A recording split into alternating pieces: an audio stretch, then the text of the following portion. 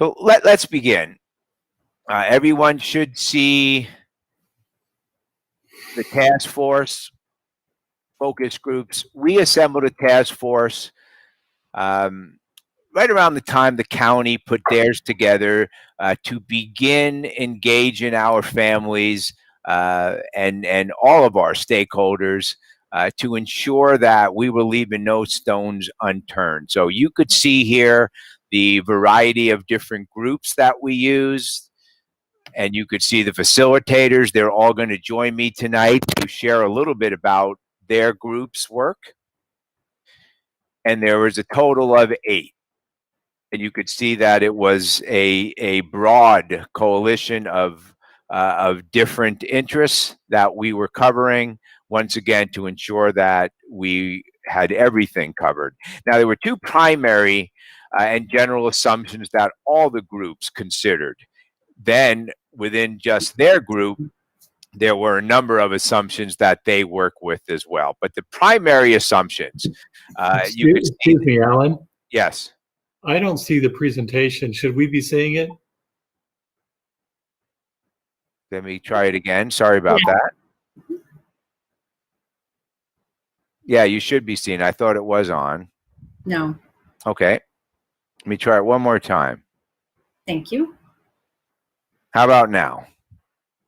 No. Oh, yes. Okay. So let me quickly go back. Okay. So this focus group, this task force, I should say, was comprised of 8 different focus groups. And you could see those up on the screen for those who are just listening: communications and public information, curriculum and instruction, business and operations, student services, personnel and risk management, technology supports, early childhood preschool support, and policy and governance. So we worked from 2 basic assumptions that all of the groups shared. And then within each group, there were a number of other assumptions that were germane or specific just to the work of their particular interest group. But here's the primary assumptions that we all used. Number 1, that the impact of the COVID virus in the American education system is currently the great unknown. The current data suggests that children are likely to be infected with COVID at about the same rate as adults. And then the second of 2, COVID is mostly spread by respiratory droplets released when people talk, cough, or sneeze. It is thought that the virus may spread to hands from a contaminated surface and then to the nose or mouth, causing infection. Therefore, personal prevention practices such as hand washing, staying home when sick, and environmental cleaning and disinfection are important principles. So those were the elements of which we were all considering when we were looking at everything through a specific and interest-based lens. But let me talk for a second about the overall guiding principle, because it's important that our families know. And I've had a lot of email exchanges with folks that really are anxious to get their children back in school. They're struggling in the distant model. They're isolated, and we know all kinds of challenges are happening out there with families. And everyone needs to know that that is our goal, has always been our goal. Let's get children back in school. How can we safely get our children back in school? Our teachers want to see our children. Our staff wants to see our children. And of course, our parents are ready to resume employment and a normal life as well. So we continue to focus on that being our guiding overall principle for what we are trying to accomplish.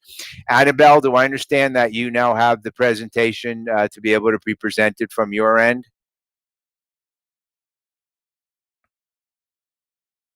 So I'm going to just hold on just for 1 second. I'm going to stop my presentation, and I believe because it's better when it's delivered from the home base, because then it'll be able to be seen as a PowerPoint instead of a PDF. So Annabelle, are you good to go? Yes, I'm here. Let me go ahead and present now. Okay, perfect. I apologize for this, but that's okay, because I said a lot of things, and that gives you a little time to let it resonate. Think about it all a little bit. Okay, Annabelle, perfect. Yes. If you could go ahead and scroll down to where I am in the presentation, Okay, let me go ahead and and I check. believe that's the first task force. There we go. Okay. Keep going. Keep going.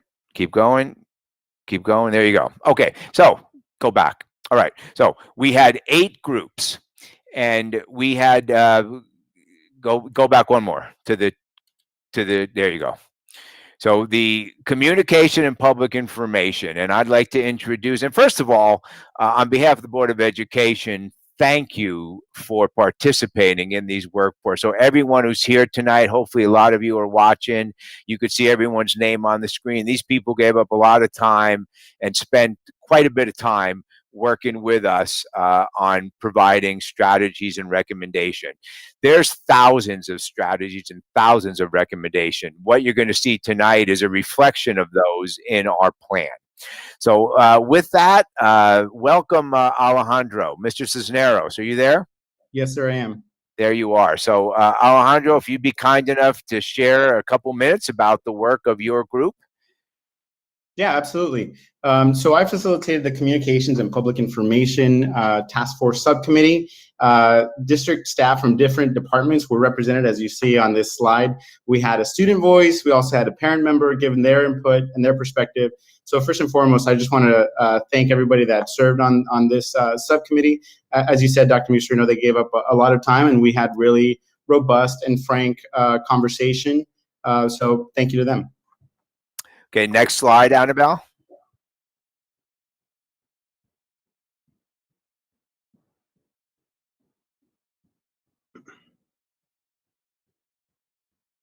Thank you. These are the recommendations and the overarching themes of the 3 meetings that we had. We had 3 meetings, each of which was about an hour and a half long. But really, overall, what we discussed, our subcommittee discussion revolved around ensuring that our community was well informed in regards to the reopening of schools. So the communication we felt needed to be timely, concise, easily accessible. The communication needed to be consistent. Families needed to be provided a platform so that their feedback and their concerns with the reopening of schools is listened to. Also, one of the recommendations that we gave to the task force was that the website be easily navigable. And I also want to just take this opportunity to thank Dr. Muserino and his team.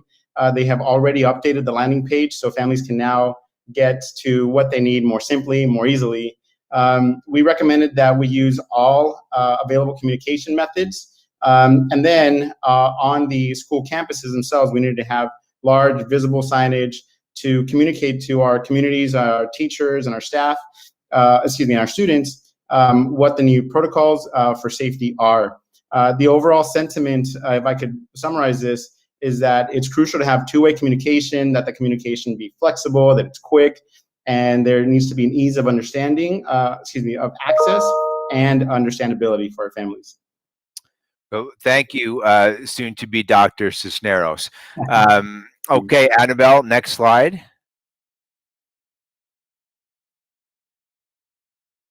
Okay, so Alejandro talked about the landing page. So when you go to our website, you will see the Find It Fast section, which has all of our easy to access information related to reopening, including recursos en español, so that our Spanish-speaking families, or those who prefer to read the information in Spanish, are able to easily access the same information. All of the other pages are translatable, so there isn't anything on our website that our families are not able to either access in the language of their choice or directly read it in their first language. So we're very excited about that, and lots of people have participated in making that happen, from Annabelle and Eric Ramirez, all kinds of people, not to mention staff that take care of the internal pages related to their area. So very excited about this information because it allows everyone to stay current. Next slide, please, Annabelle. And when you go to the website, you will see across the top of the page, a reopening COVID-19 section. There's an overview, a frequently asked questions section, my weekly message, and then again, recursos en español. So all the information that you want. You might be asking, well, how do you populate that frequently asked question section? And the answer is from your questions, from all the questions that I get in emails or phone calls, or just when I'm out and about, which of course I haven't been quite as much of late since we stopped our meal service for a month. But nonetheless, all this information is designed to be able to answer our families' questions easily, again, in the language of their choice, so that everyone feels in the loop. And I believe that, Madam President, and the rest of the Board of Education, that's a reason why we don't have quite as many comments, because I think people feel as though they are being heard and that we are addressing their questions in a lot of different ways. So thank you for that, and thank you, Mrs. Cisneros. Annabelle, next. Okay, for curriculum and instruction, Dr. DeVore. Hi, good evening, Board of Education. I am excited to be here tonight to present to you on the Subcommittee of Curriculum and Instruction. We had district, certificated, classified, and site level staff that represented, and I also would like to share my thanks to this team and the number of hours that they shared, and including a parent as well. So thank you all for being there to provide us these recommendations. Next slide, please, Annabelle. Thank you. So our discussion included many elements on how to best address high quality instruction and learning in our new landscape of education.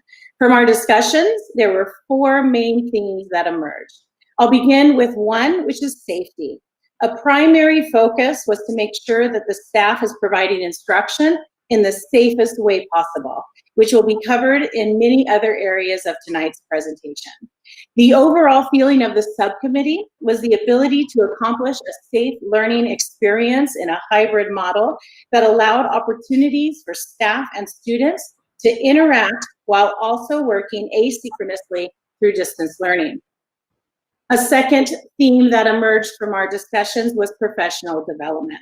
The subcommittee expressed the need for professional development of all stakeholders in the areas of accessing technology, instructional strategies, social emotional needs, and the teaching of the California standards. A third theme that came up was rigor.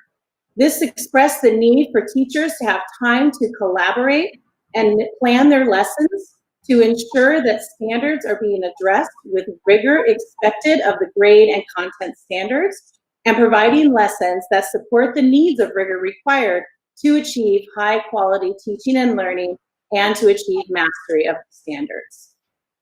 A fourth theme that emerged was on instructional strategies. This discussion was on using strategies that are geographically neutral in delivering instruction of the key essential standards. As we continue this evening, you're going to also hear about different models that support curriculum and instruction in our future. So you will hear from me again here in the near future. And I would like to conclude, though, by saying that our Alvord staff has proven their ability to adapt and to pivot during this pandemic. And I am confident that Alvord will continue to provide the highest level of instruction to all of our scholars and to continue to prove that we are Alvord strong. Thank you. Thank you, Emily. Thank you, Dr. DeVore. Okay, Annabelle. Our next group, we have Francine Ramirez, principal of Stokoe, going to talk about early learning and preschool support. Welcome, Francine. Hi, welcome. Thank you. Thank you for having me. I'm excited to present tonight. I had the opportunity of working with a great team of people that included teachers, it included classified staff, a parent, another administrator, and a speech and language pathologist. So it was really a great group. We had several meetings and had the chance to get a lot of really good insight and recommendations. So I do appreciate all of their input and support. And so we had about 5 key themes that came through as a result of our presentation. So next slide, Annabelle. So the first theme was in relation to scheduling, and we spent a lot of time about talking with our 3 to 5 year olds, some of our youngest learners coming, and those parents want to feel safe when they drop their kids off, and they often want that connection with the teacher. Where we talked a lot about busing may be impacted. Some of our parents may not be as comfortable sending on a bus, so they may be bringing their children more frequently to school, and that population is generally not comfortable dropping their kids at the curb. So scheduling, we talked about having a different arrival and dismissal time for the littles that is offset from the rest of the school by 15 to 30 minutes, just to allow that connection and maintain social distancing and safety. We also talked about 1 hour minimum between cohorts. In the preschool program, there's a morning and afternoon cohort, and needing a 1 hour minimum to allow staffing breaks and also to allow them time to disinfect and sanitize the classrooms in between sessions. And we also talked about staffing and making sure there was plenty of supervision for our kiddos.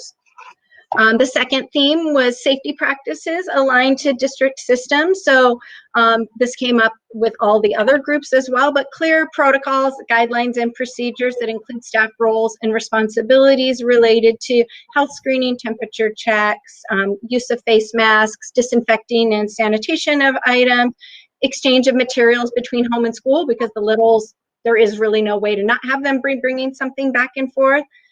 What it looks like to mainstream, because some of our littles and a lot of them are special ed, work with different personnel who move among different groups of people. So protocols that align what that looks like, as well as staffing and student ratio.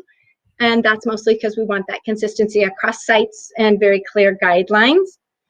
We talked about our third theme was a common platform of distance learning and communication, because regardless of what this looks like, we can anticipate either to absences or situations that require us to have a temporary distance learning only, that is one platform consistent across at least the site and ideally across the district, just to make it easier for parents and kids to know where they're logging in, what they're doing, and to use that platform if children come, to make sure kids know how to use that and that they have access to that and that that's modeled in the classroom, so that the transition, if we have to go to any kind of distance learning, is seamless for our kids and our parents.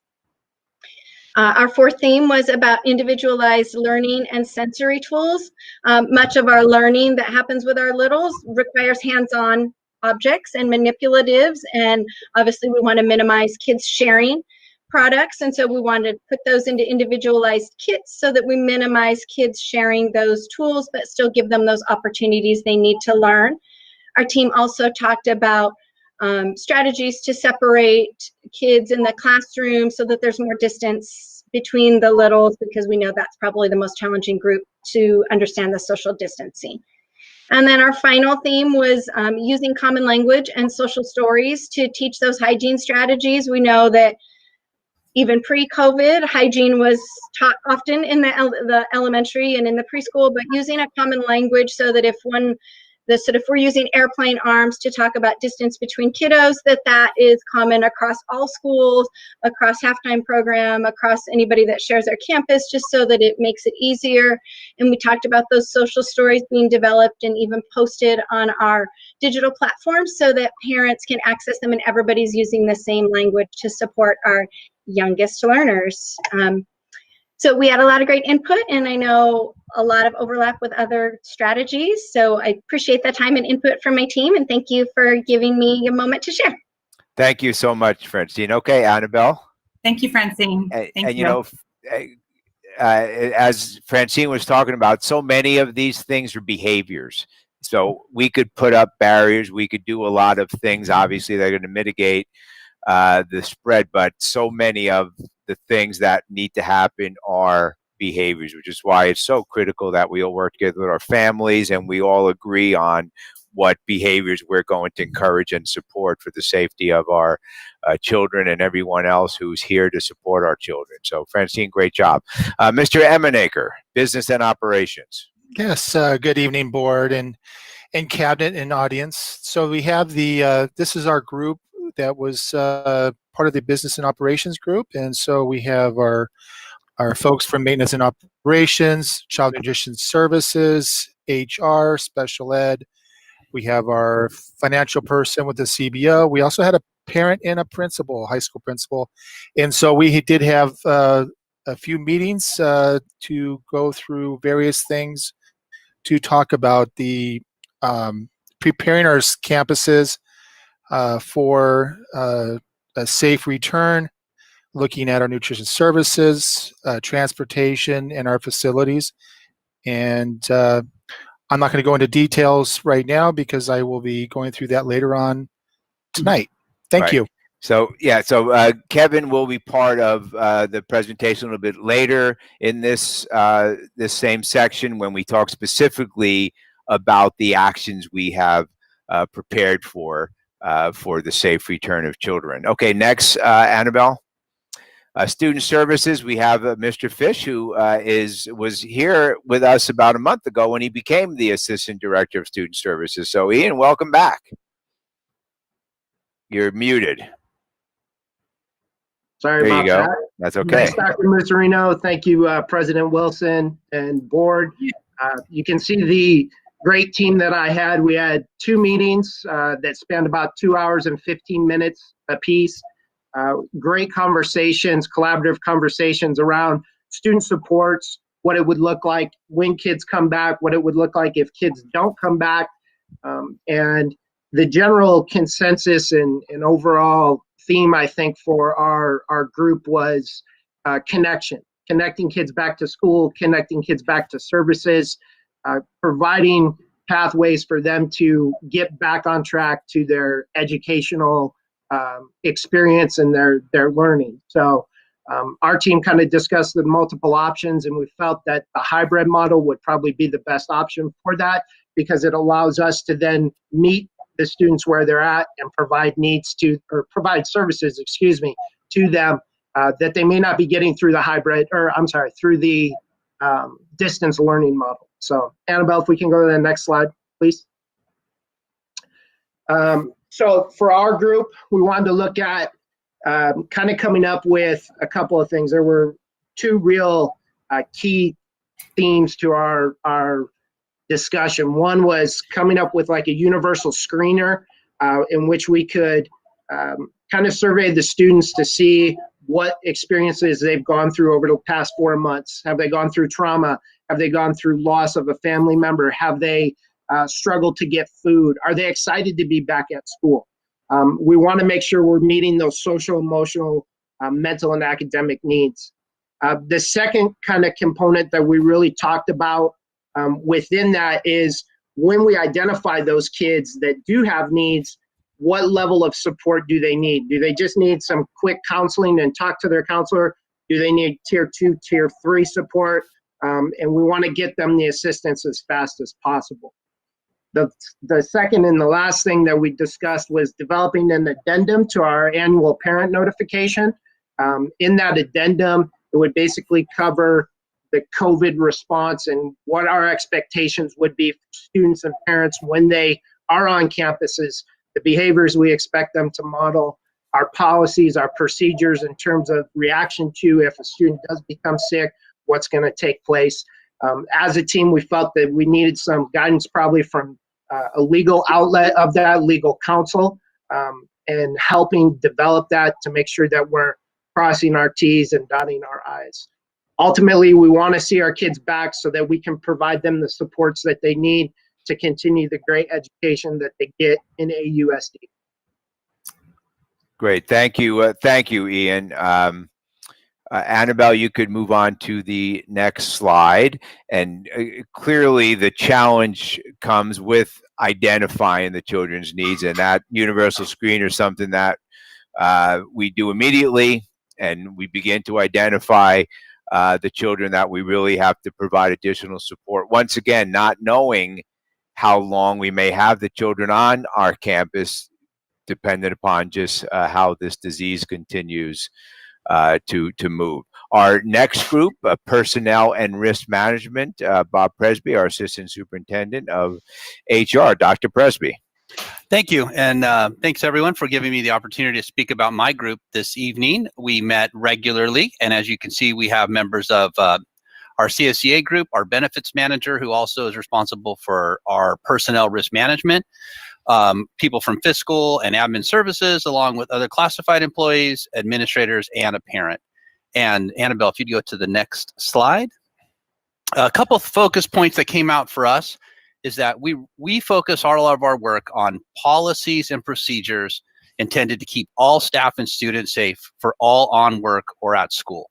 So while we were looking at various models based on the fact that we were working on personnel and risk management, our work was primarily when people return to school in any capacity, all staff and all students need to be safe, and the policies and procedures need to be in place to ensure that.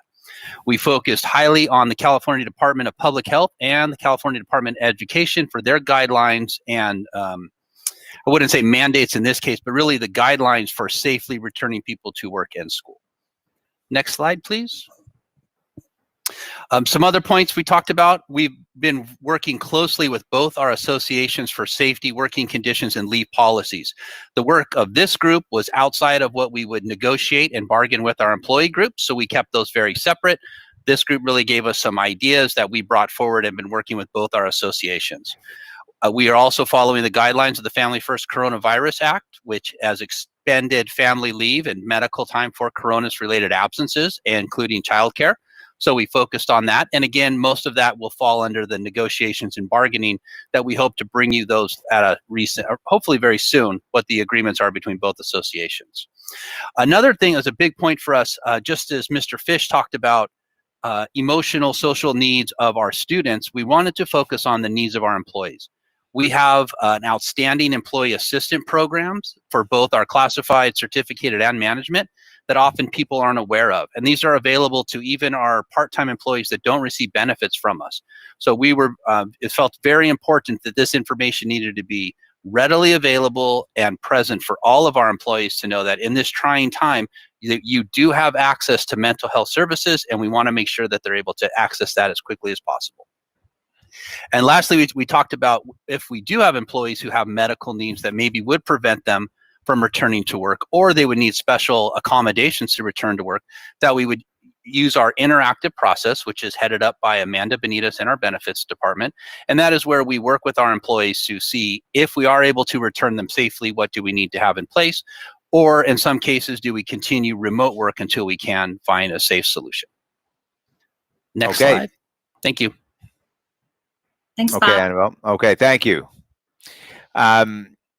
Dr. Presby, appreciate that effort, and I too want to thank our associations. They've been absolutely wonderful working with us throughout this crisis. Can't do what we do without it. Michael Willingham, Technology Supports. Hi, Michael.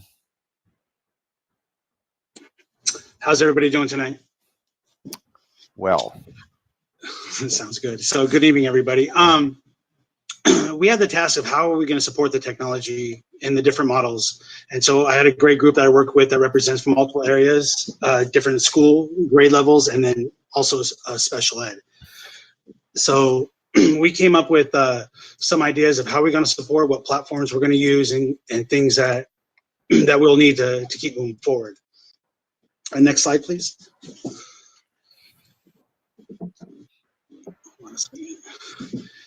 So one of the things is we are implementing a one-to-one at the high schools level. So we're going to have one device per student at the high school level. That's going to help us if there is any issue of a pandemic. And then also we're able to move forward with shifting the extra computers down to the middle school and elementary levels to help provide them with more technology as well. The other one is working closely with the school staffs to identify the students that are in need, and then make sure every student has a device. So if we do have to move away from this, from a classroom set model, or we go hybrid online, we're able to support that, and we have enough devices for everybody and every student.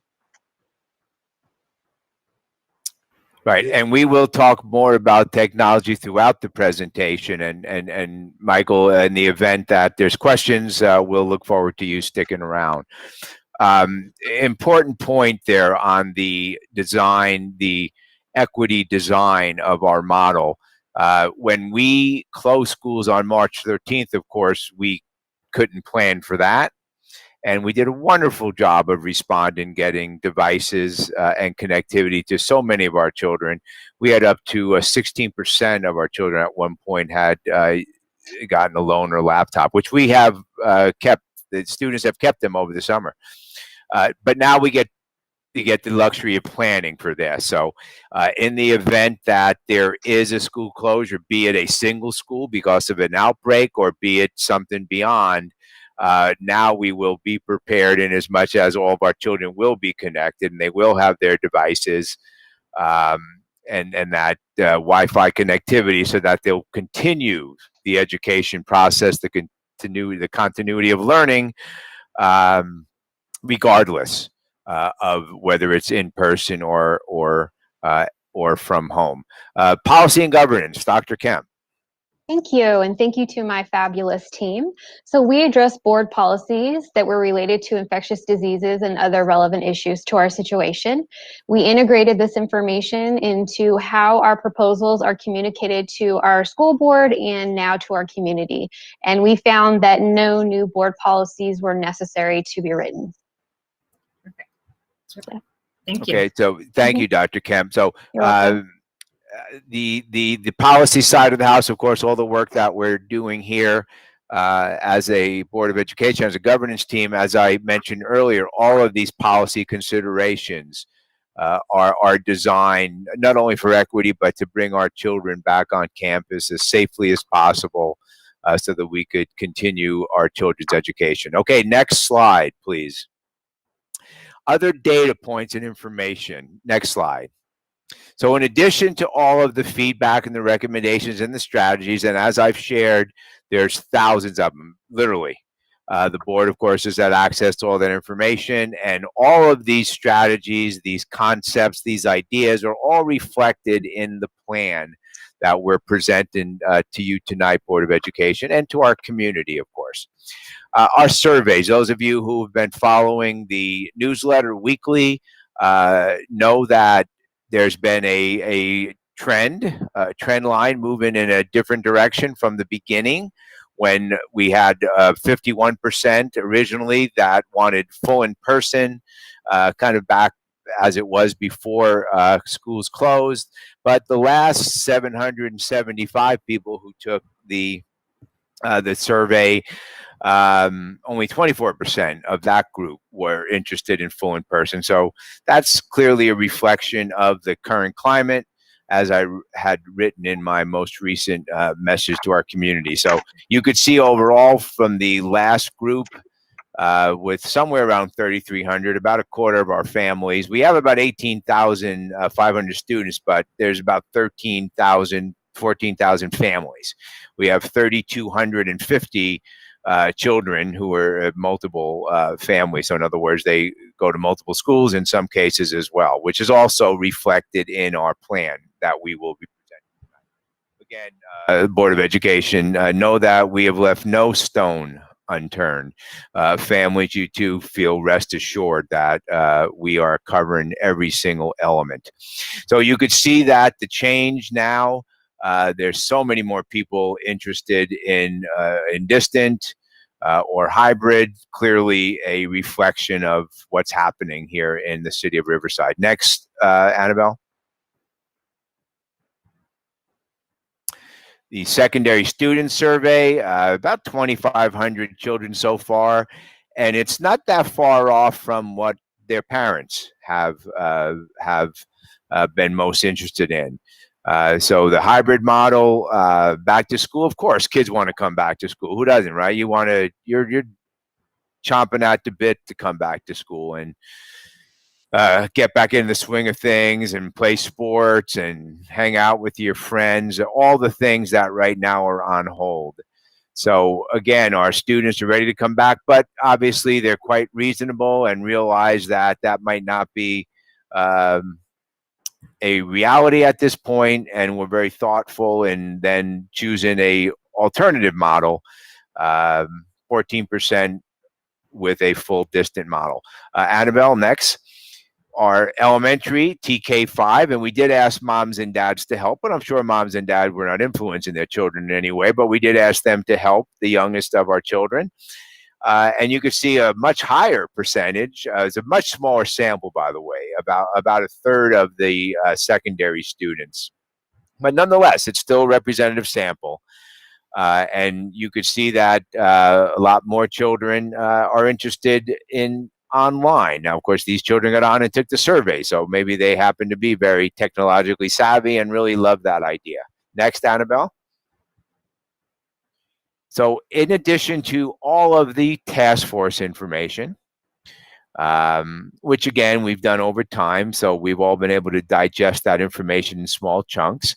Then, of course, we have all of our survey data, all of the phone calls and emails that our Board of Education get from constituents.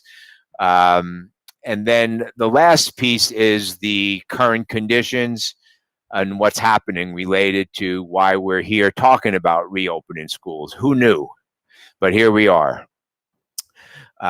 Certainly, it appears to be trending in a direction that we did not expect when we started thinking about what this school year was going to look like. So we will continue to keep a very close eye on this. And whatever school board decisions are made around the country and the world for that matter, that could change in an instant, just like it did back on March 13th. So I just hope that everyone recognizes that we're preparing for whatever potential situation might occur as best we can. Annabelle? Guidance. We've received guidance from a variety of different sources, and those of you who've been following this closely know that sometimes it appears to be conflicting. We know what's happening in Washington, D.C. regarding some controversy with these. We see kids. We look at this guidance and we see kids. How does this work to help us reach our goal of reopening our schools safely and continuing the education of our children while we keep all of our employees and our communities safe? And the primary documents, of course, are the California State Department of Education, as well as California Department of Public Health, which works closely with the Riverside County Department of Public Health. Recall back on March 13th when schools closed, that was an order from the Riverside County Department of Health, Dr. Kaiser, who at that point closed schools. So again, there's a lot of things that could happen. Potentially, we have to be prepared for all of them. Annabelle? Okay. The American Academy of Pediatrics, this has been amongst the guidance documents that we have followed most closely because much like our basic principle, bringing kids back to school is our priority. Kids need to be in school, and everything we do has to weigh the option of if they're not at school, then what? And might that be worse? So they have been very clear with their guidance, but recently, in fact, yesterday came out to clarify some of their guidance. I hear from many, many families who also follow the American Academy of Pediatrics and have said, you know, they're really recommending schools are open and kids come back to school. And I say, I agree. And I know that. And we too want that to happen.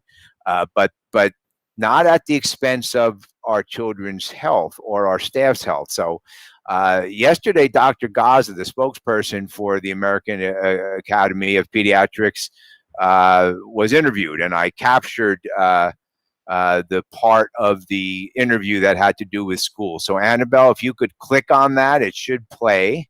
Make sure your volume is on.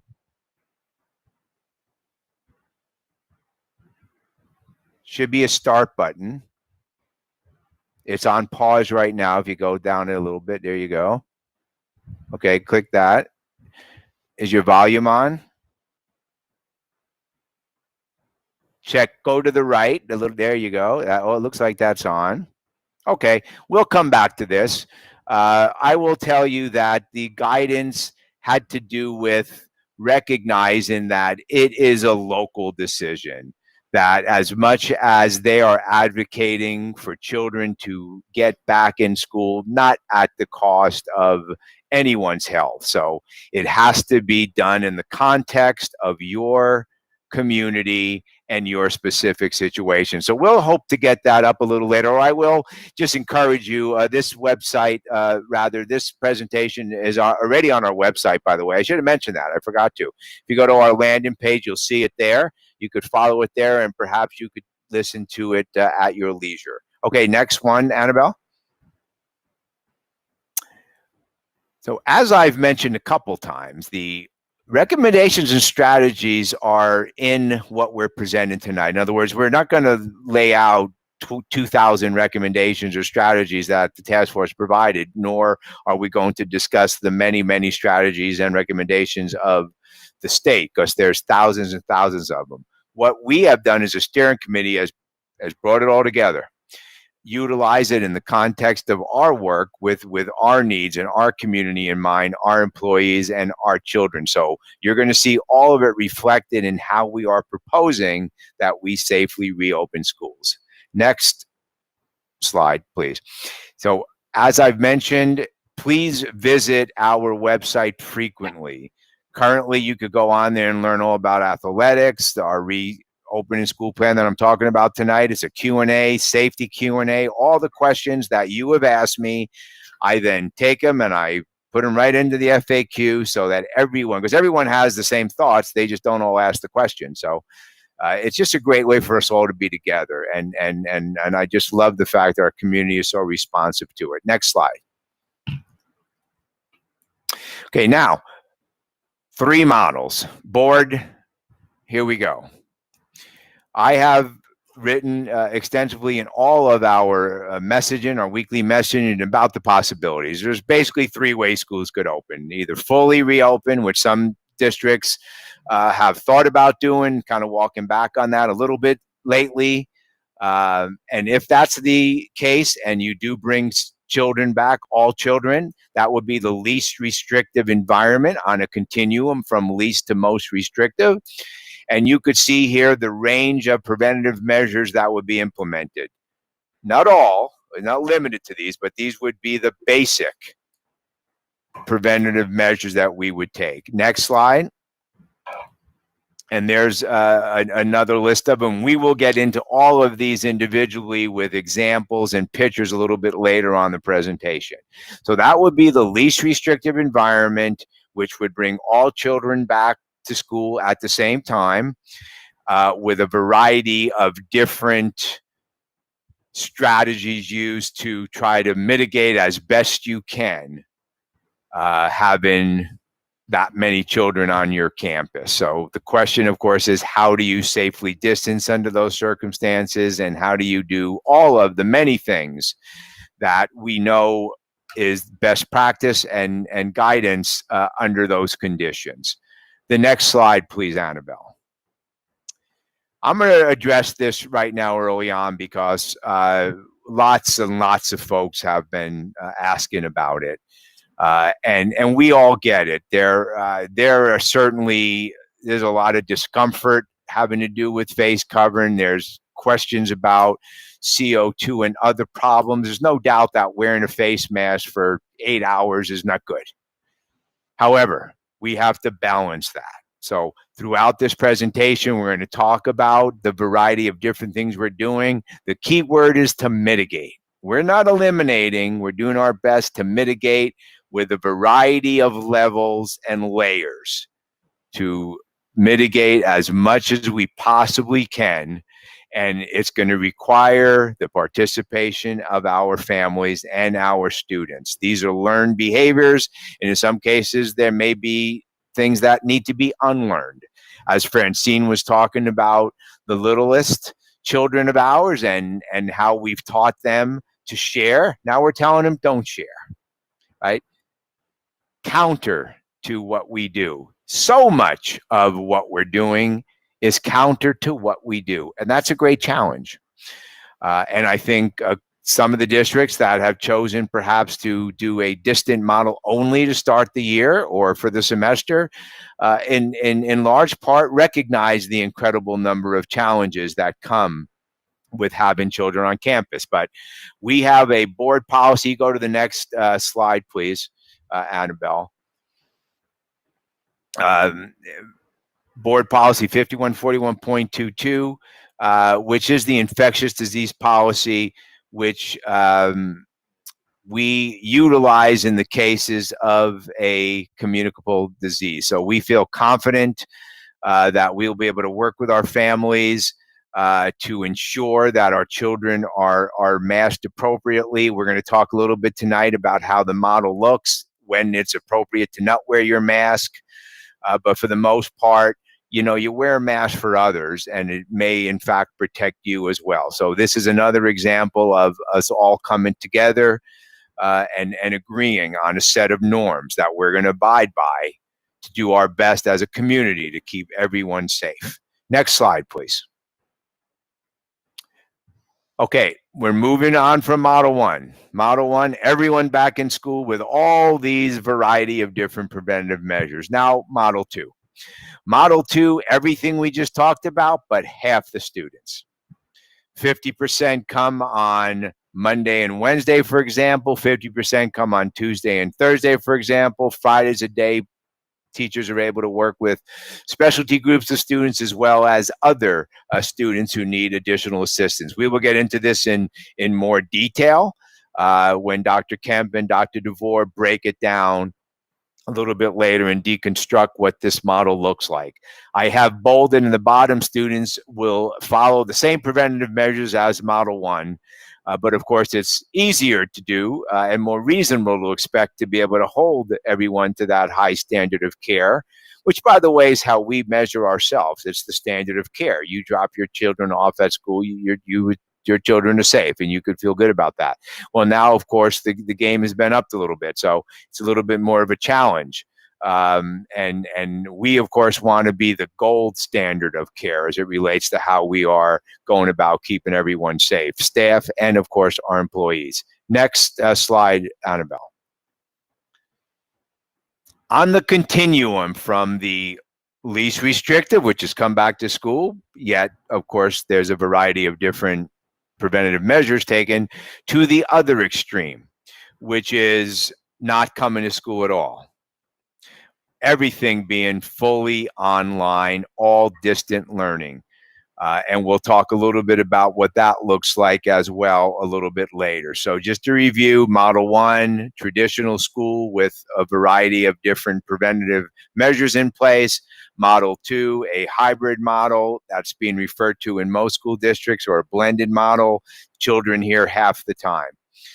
And then Model 3, distant learning, much like when school closed March 13th. You're seeing around the county and the state all of those models happening, dependent upon the context of their community. So obviously, in some communities, it's not as it's not spreading to the same degree as it is in others. So obviously, context means everything. Okay, Annabelle. We're going to get a little deeper now into the second model. Everyone could see on the screen its elements. We're blending the in-person with the distant. Half the children in one cohort, half the other, separated by last name. As I mentioned earlier, as we were planning this, we have 3,250 families that have children at multiple school sites. So we have divided the children by alpha list so that all kids are together. So you're in cohort A no matter what school you go to, so your children are all going to school on the same day. So the assumption being, of course, that families will, it'll be a lot easier for our families. And then cohort A, again, 2 days, cohort B, 2 days, distant learning the rest of the time.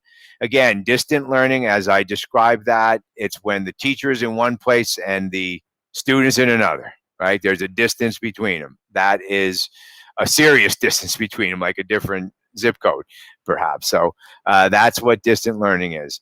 And then teacher office hours are built in this as well. And as, again, I mentioned, What's on everyone's mind is preventative measures. I want my children to learn and continue to socialize and have a wonderful experience in school.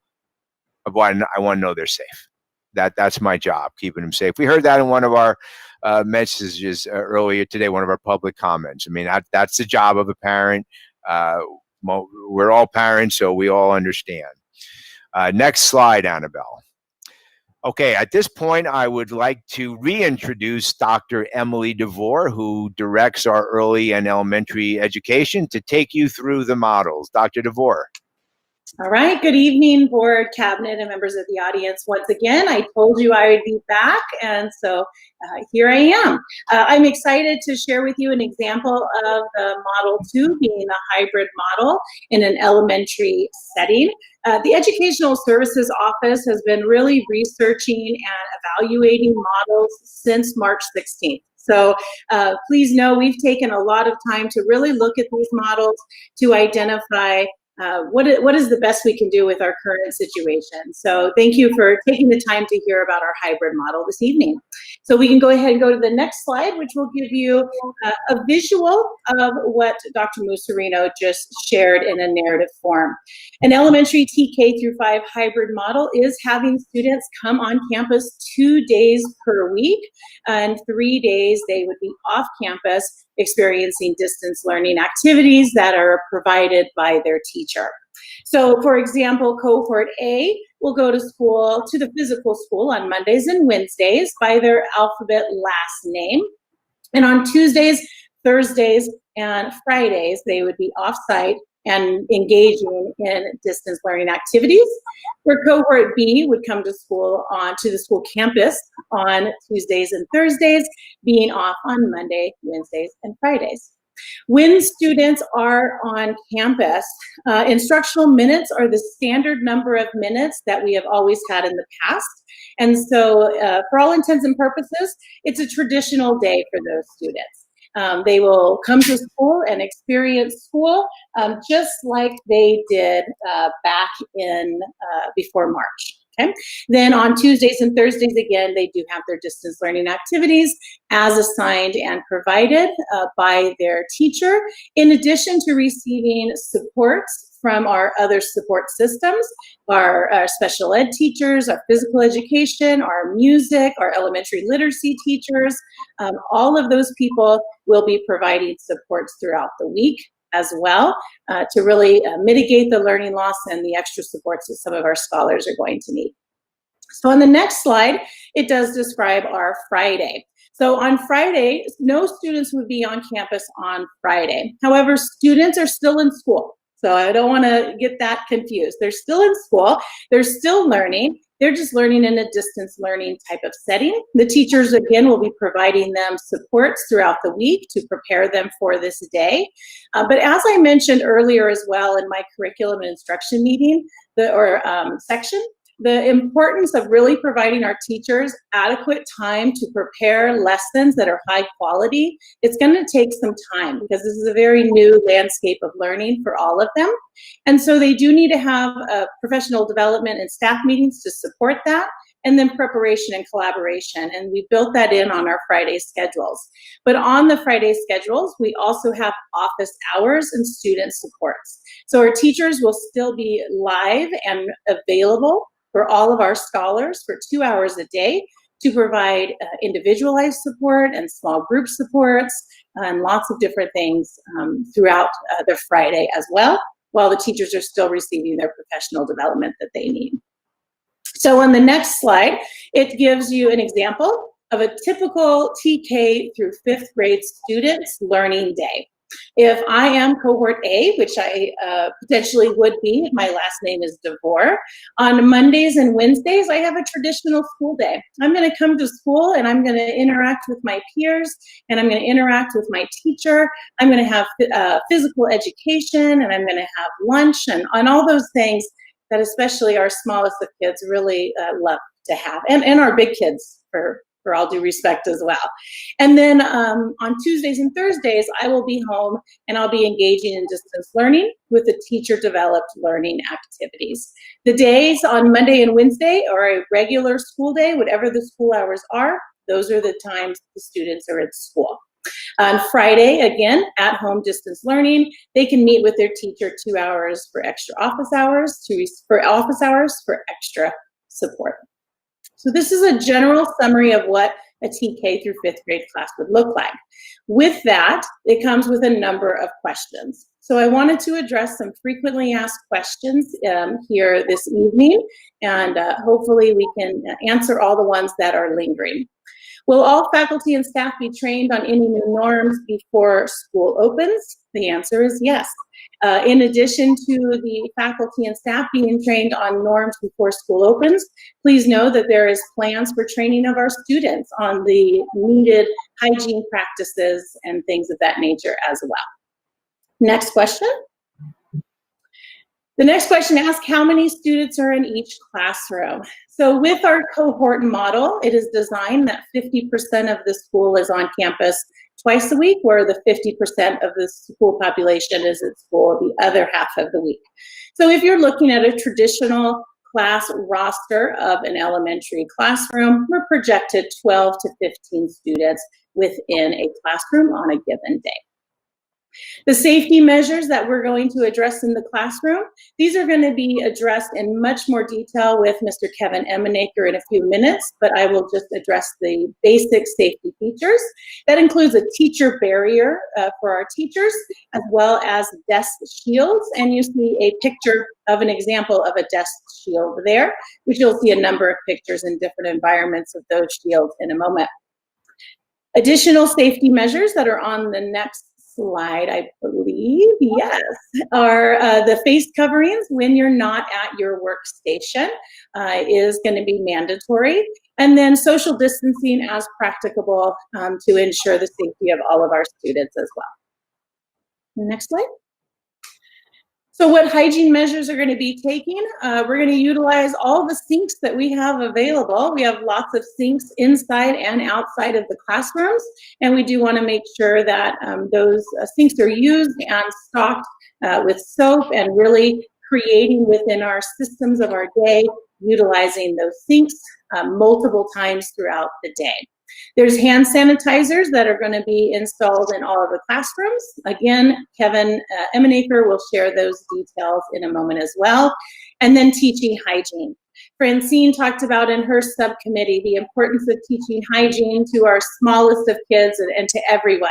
And we'll do that with social stories and really showing students the importance of hygiene, not out of fear, but just out of a practice. That's what we should be doing as humans, is to be practicing appropriate hygiene.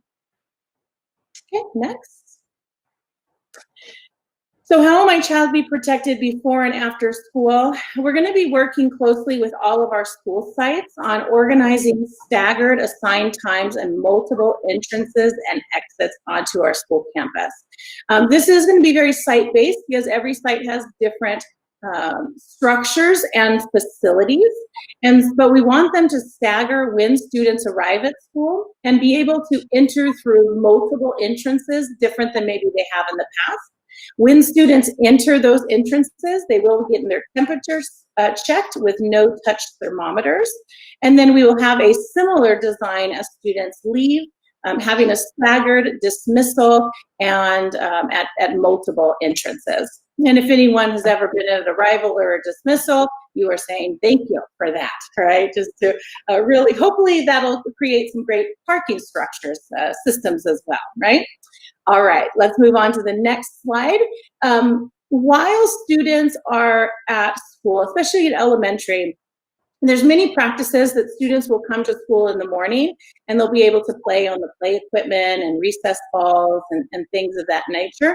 Unfortunately, there will be no equipment sharing, including the playground equipment. So arrival is simply students coming to the blacktop, practicing social distancing whenever practicable, having their face coverings on, and then going to class. So there wouldn't be that recess kind of playtime in the morning. Next slide. So during breakfasts and lunches, The child's going to maintain the 6 feet of distancing, as we've discussed a number of times. Face coverings, except when they're eating, obviously. And there's going to be, Kevin will mention these stickers. There's going to be stickers on the floors of many of our surfaces to support that social distancing for students to stand on the particular spot and things like that. Not going to be any touch pads that students will have to get. We have automatic systems that can log students in as they come through elementary lunches. Our CNS workers are great. I know my CNS worker at Terrace, she knew the name of every kid. She didn't even need to look them up. So they're great that way. Next. Also during breakfast and lunch, there's going to be physical barriers between students and staff. So our child nutrition support services, they will be protected with barriers between the students and the staff. There's going to be hand sanitizer stations in these congregating type spaces as well. And then there's no eating in the classroom, and that does include breakfast in the classroom. So our schools that do have breakfast in the classroom, that will happen in the multi-purpose room prior to school.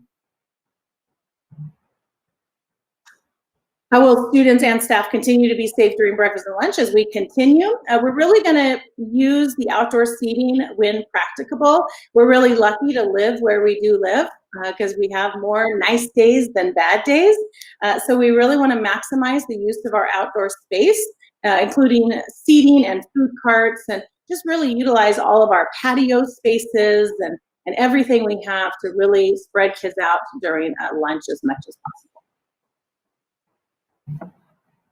So our National School Lunch Program and how do students get their meals, we will continue whether students are at school or not at school on that particular day. They will receive breakfast and lunch.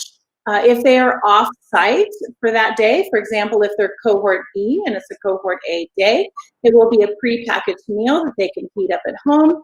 There'll be mobile service curbside at 21 of our sites, where 2 of our sites, Alternative High School and Alvord High School, will go to either Hillcrest or La Granada to receive their lunches, if they so choose.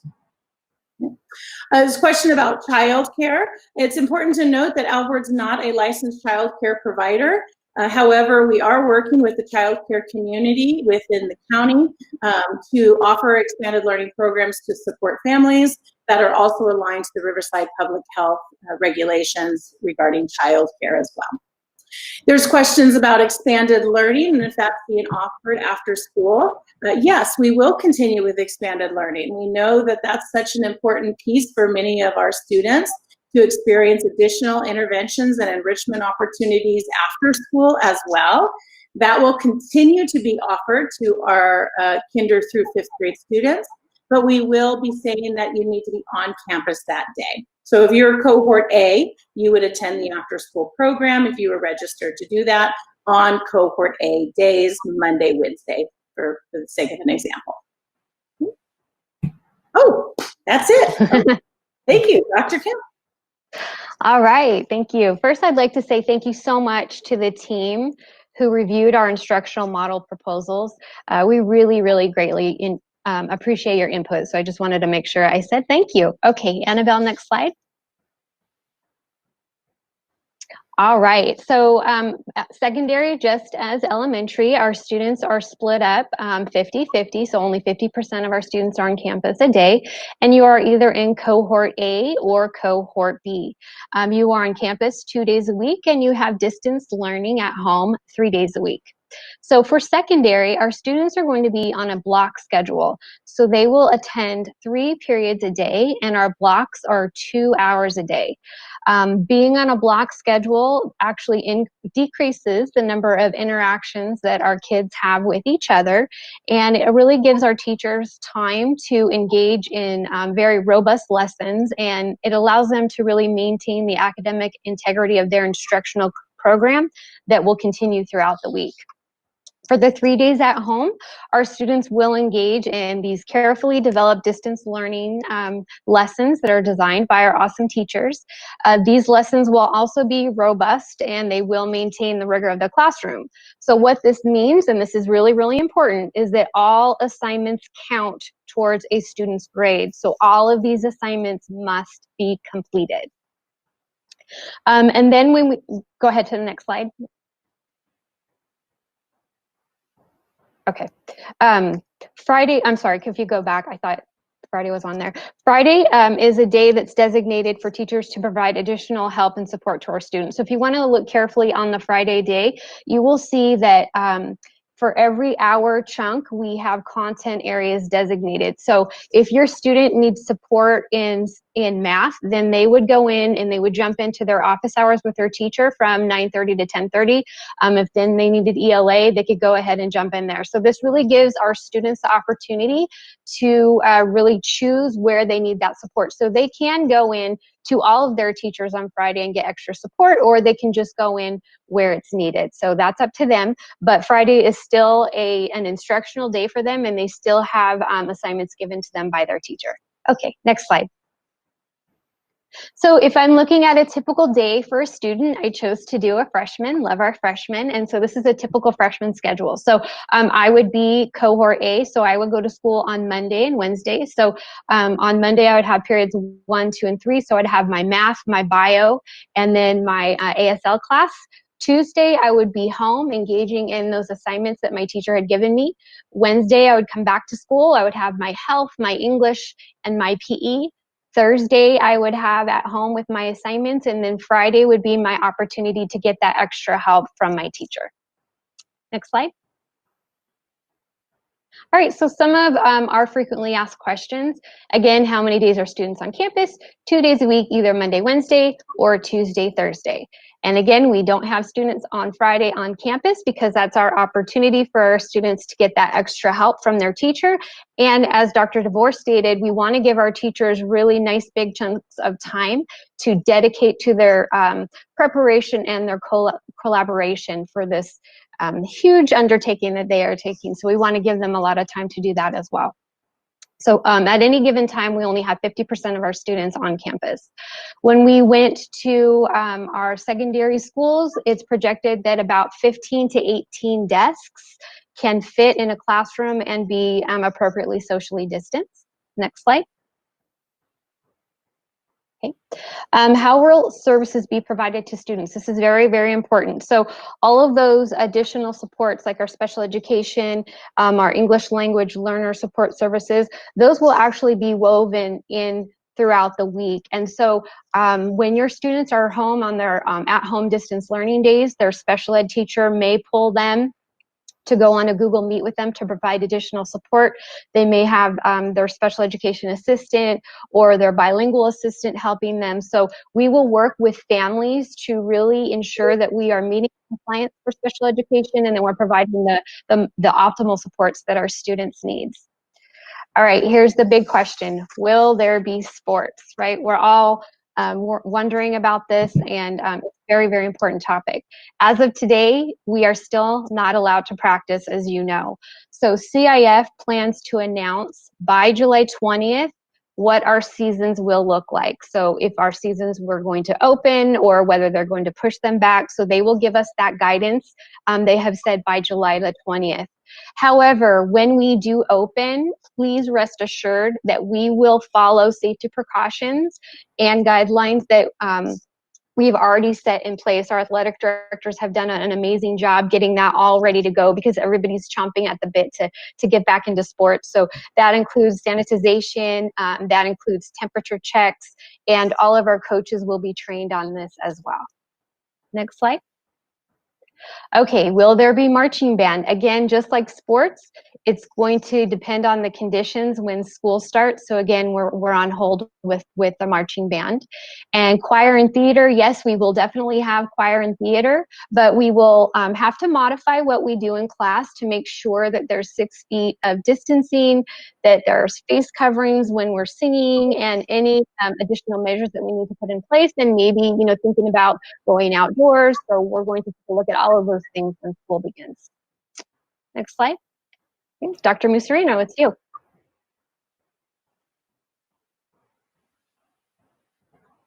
Thank you, Dr. Kemp and Dr. DeVore. Annabelle, go ahead. So the last group of questions that our families and students have asked, and teachers as well, were specific to the elementary or the high school model. These are just some general questions that apply to everyone. Field trips are not recommended at this time, nor do we expect that we would have any anytime soon. So obviously we will wait to see how everything plays out as we continue to move forward. Childcare, Dr. DeVore talked a little bit about it. Again, we're not licensed childcare providers, but we are working with others in the community who are to ensure that together we could provide those who need childcare that support. So we will continue to message that information out and continue to work very closely with our community. Next slide, please. Has the district considered changing the school calendar? Well, we did have some discussion about it, perhaps wait until after Labor Day at some point, but really determined that that really wasn't going to be that much different then. And in fact, the possibility of starting a little sooner gives us a chance again to begin to build those relationships. Last year, when you think about school closing, teachers had relationships with their kids. They spend half the year. But think about now if you don't have the opportunity to meet your kiddos, at least the first couple, 3 weeks of school, hopefully for the whole semester, because things are going to be okay. But in the event that things continue to trend the way they are, and at some point schools have to close, at least our teachers will have a relationship with their kiddos, because they're all going to have new classes, right? New kids. So again, we thought about the possibility of waiting, but again, we didn't really feel like that would be in our children's or staff's best interest overall. Have we considered reducing the fall semester? You're seeing some districts go to trimesters or move in all break time into the first semester, thinking that school's going to be closed anyway. Let's just use the vacation time. Well, we brainstormed ideas and talked a little bit about it, but that's not something that we seriously have negotiated or really considered at this time.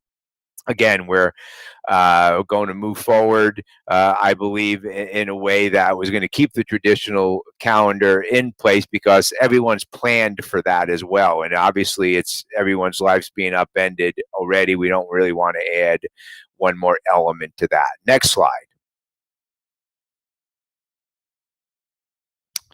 Is there an expectation, families, students, adults, staff for self-screening?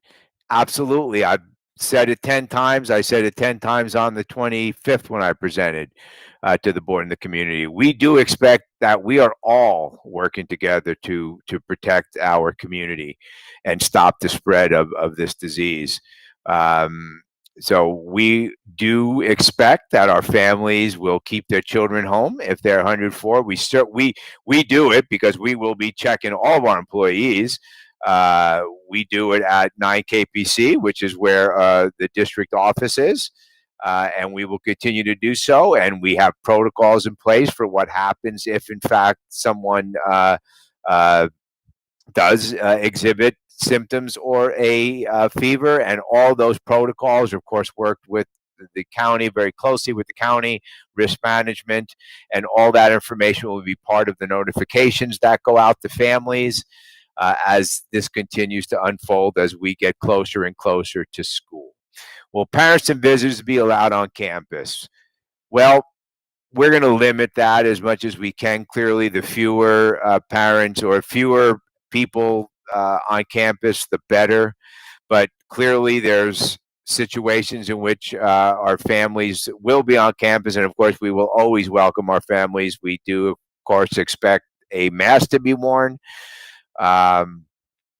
But nonetheless, we definitely are going to discourage visitors. So we do not expect to have assemblies. Obviously, we're not going to assemble kids or or maybe have that day, for example, where we have career day. That's not something that you could expect to see in the first semester. We're clearly going to do our best to be able to control as best we can the environment.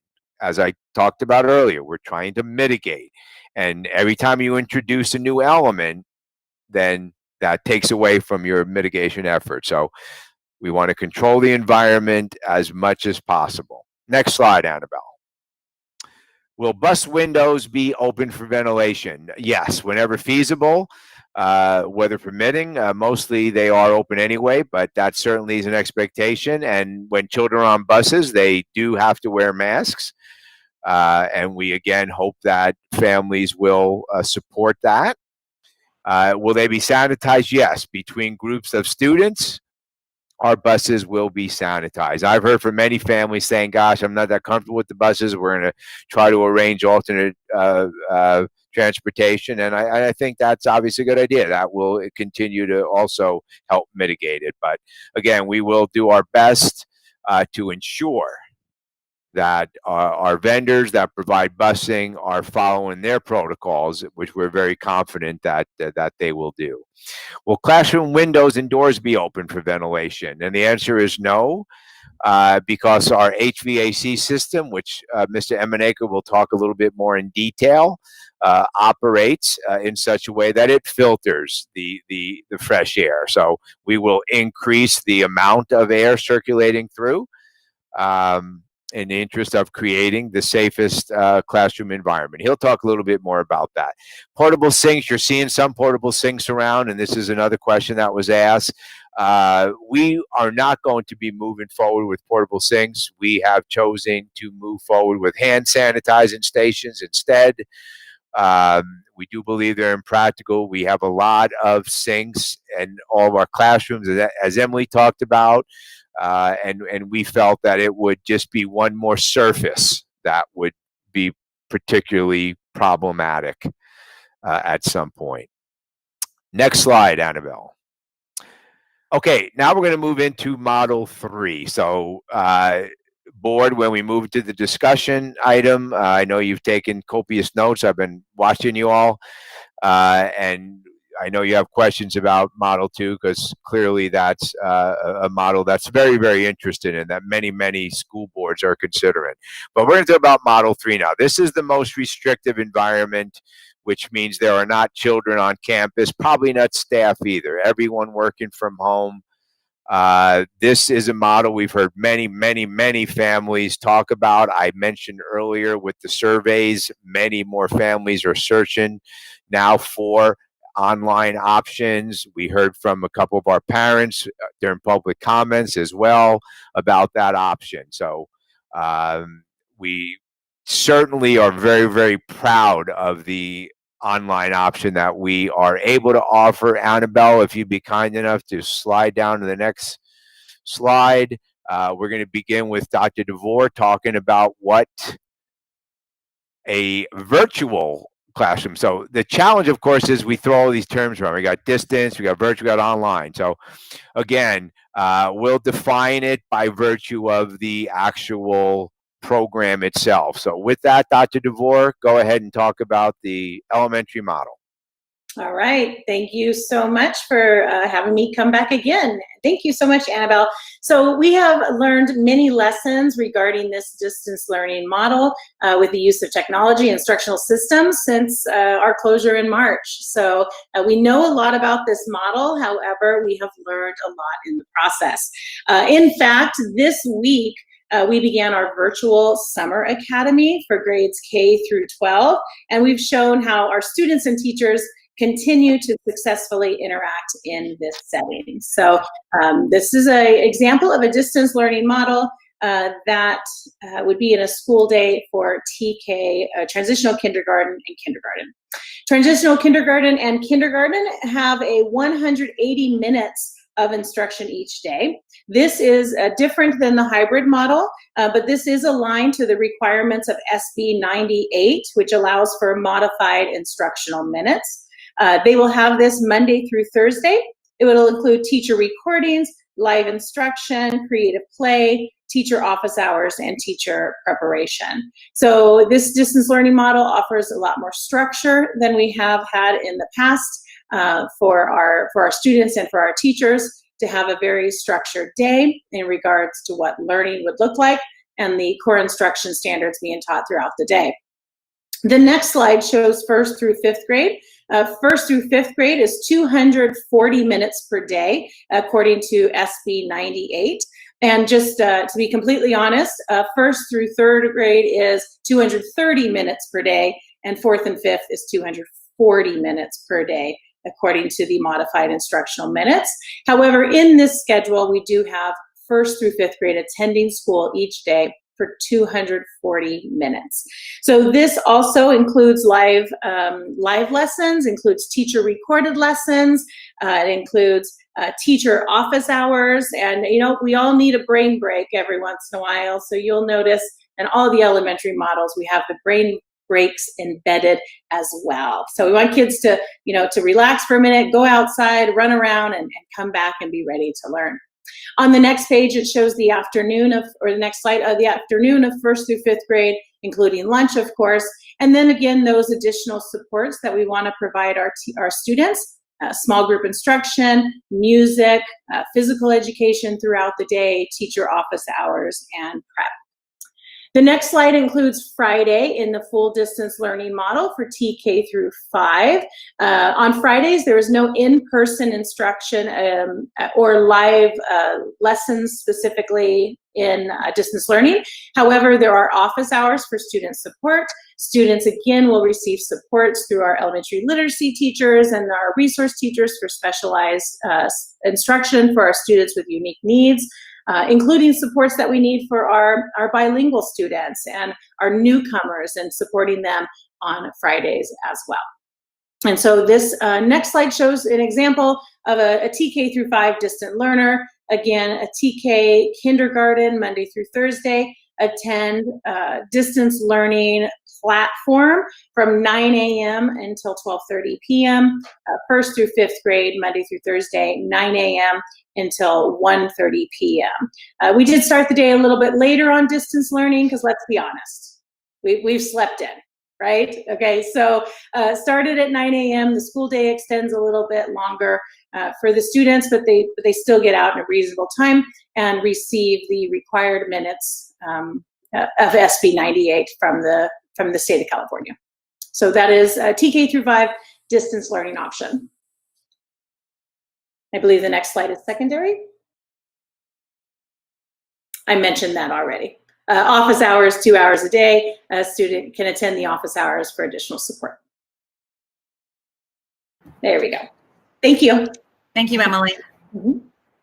All right, going on to secondary. So this is full distance learning for 6 through 12. And this is if an entire school or our entire district is going on to distance learning. This is different than the model that you would choose if you were just choosing to go distance learning, virtual learning from the get-go. So this is just if we have to close, this is what our model looks like. So again, we're going to go with the modified minutes of 240 minutes.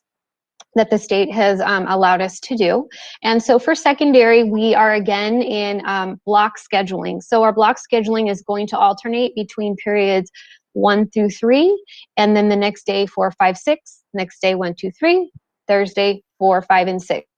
Our periods are in 80-minute blocks of time, and of that 80 minutes, you're not glued to the computer for the entire 80 minutes. 60 minutes of the time is face-to-face instruction with your instructor, with your teacher, but then your teacher has the opportunity to break that time up with breaks, with activities, with videos, whatever it is that they're using for their instruction as designated by the teacher.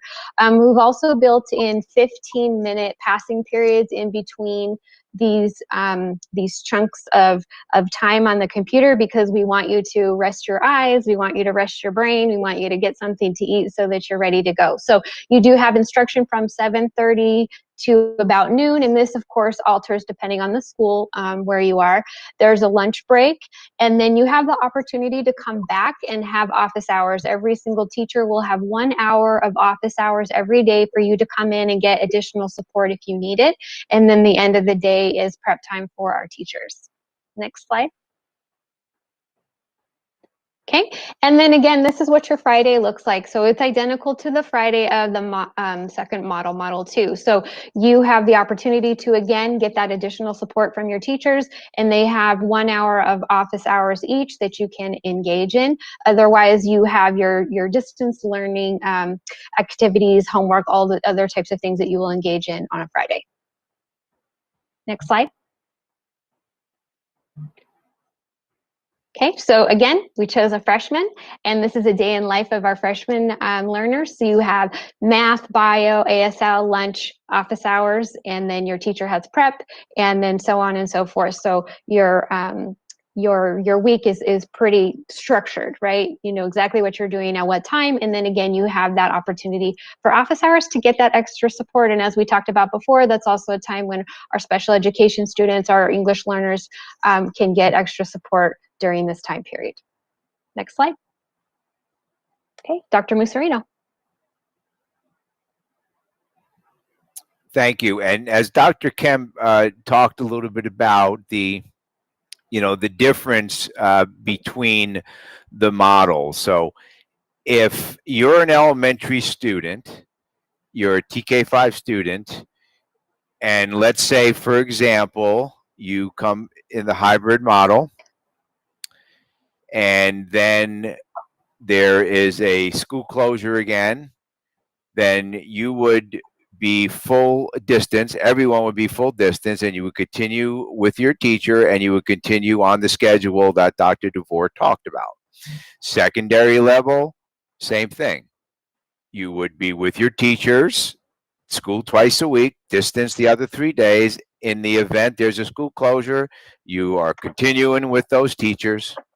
You're continuing to work in the same courses, same students, but it's all online. So much like what happened when schools were closed. Okay, so that is for all students, that if in fact the direction of the Board of Education is to have a hybrid model, all those children in that program would then transition to what Dr. DeVore and Dr. Kemp just described in the event of a closure. Next slide. Okay, so as Dr. DeVore talked about, just to remind you all, this is the model that all of our children would just transition to. In other words, they are already basically engaged, they are already involved with their teacher, they will continue to be engaged and involved with that same teacher. Okay, Dr. Annabelle? And then Friday, as she described as well. Okay, let's go on to the next one. Among the things that we will be doing over the course of the next month and into the school year is helping prepare all of our families. So again, we need to make sure that every child has a device and is connected to the internet, that they have their passwords, that we clean up all of the data in our student information system, so we have emergency information updated. Again, this is where we need our families to really to take care of that. Go into the system and make sure that the current information is there. Technology skill development. Again, we want to make sure that children have the device, they're connected, and the families, well, how do you work them? How do you utilize them? We're going to continue to provide professional development and student development in that area, and then parent training. So we certainly are interested in ensuring that we are also supporting our families in this regard. And you saw earlier today, Mr. Cisneros, who led the communication task force. He's also our parent liaison, and we are working now towards a program to help our parents be more comfortable, since at least at some point, depending upon what model there is this fall or what might possibly happen, parents will be again thrust into that role to partner up with their teacher. Okay, next slide. Okay, now the Model 3, again, remember Model 3 is no children on campus. for 6 through 12 students. Next slide. We utilize Edgenuity currently for our students who are on an alternative pathway. So families that choose the Edgenuity model range from those who are already working, those who are pursuing athletics or dance or something where school just doesn't fit into their lifestyle, whatever the case may be. So incredibly robust program. And we're proud to partner with our Edgenuity partners to deliver this program. Next slide, please. These are all of the courses that are available to our students we are currently licensed for, which is the full spectrum. Next slide. They also have a variety of other support programs amongst their suite of options. Obviously, it's important that we are not only providing content, but also helping our children to prepare for standardized testing, although once again, there probably isn't going to be an SAT again next year, but nonetheless, there's a variety of other options for children. You'll also notice social emotional learning. So once again, there's a lot of different modules that our teachers are able to provide for our students. Next slide.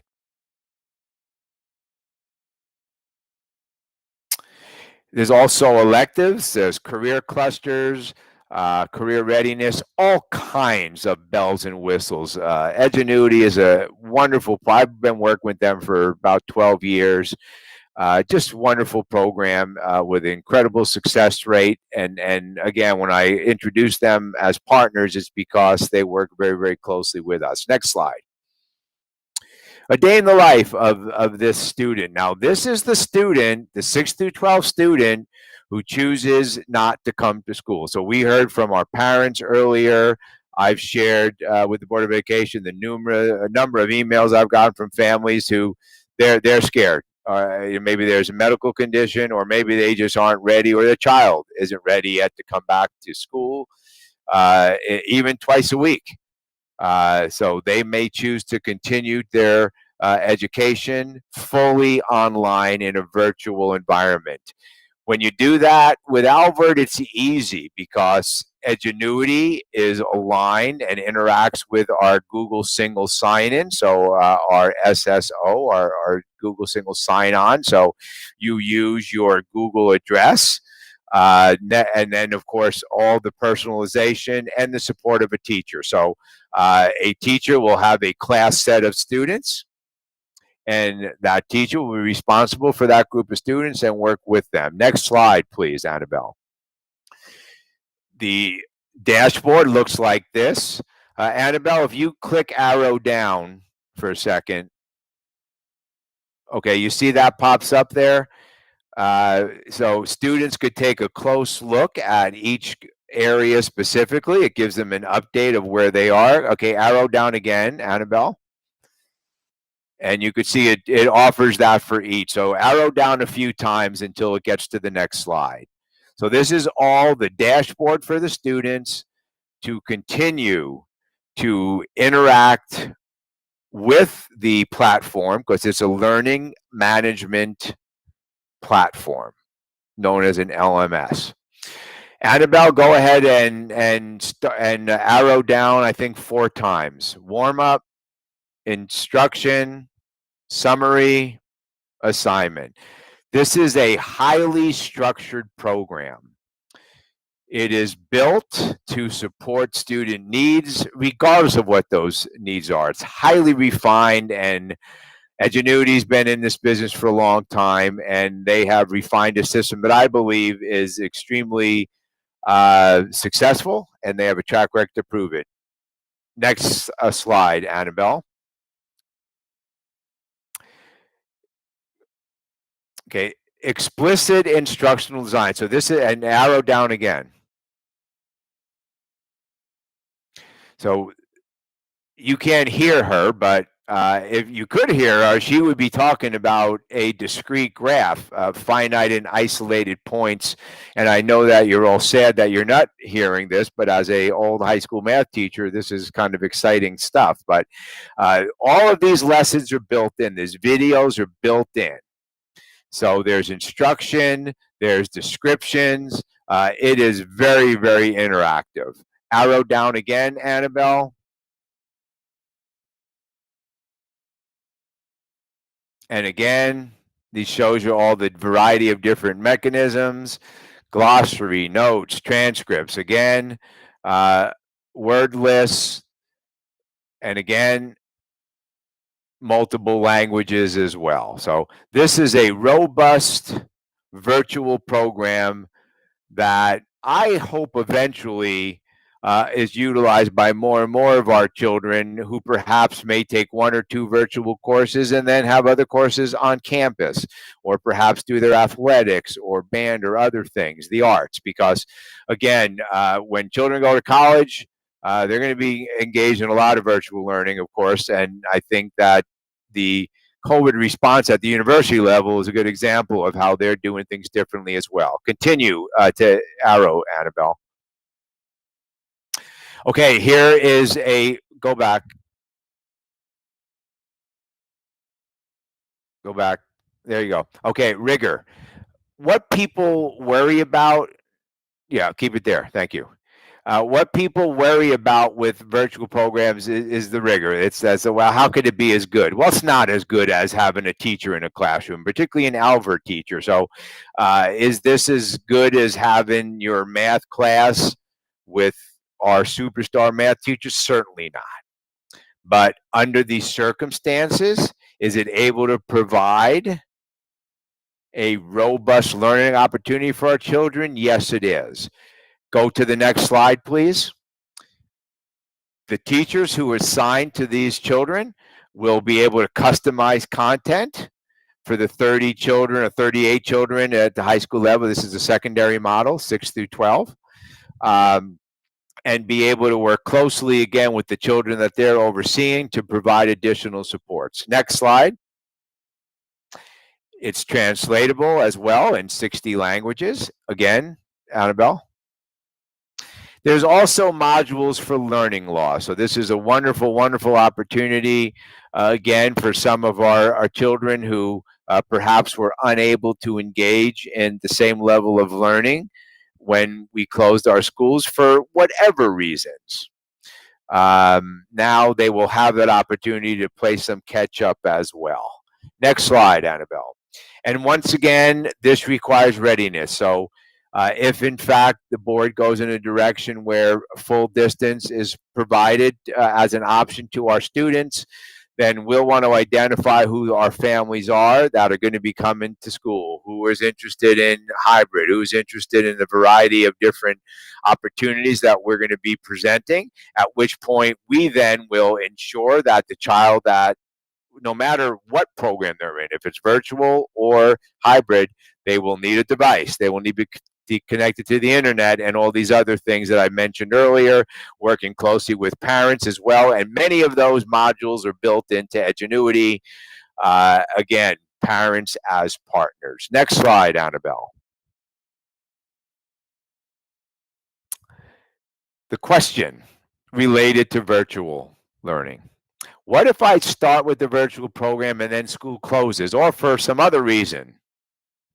Can I switch to the current model? So picture this, you choose fully online and you are in the Edgenuity program. You're not attending school twice a week in the hybrid model, if in fact that's offered.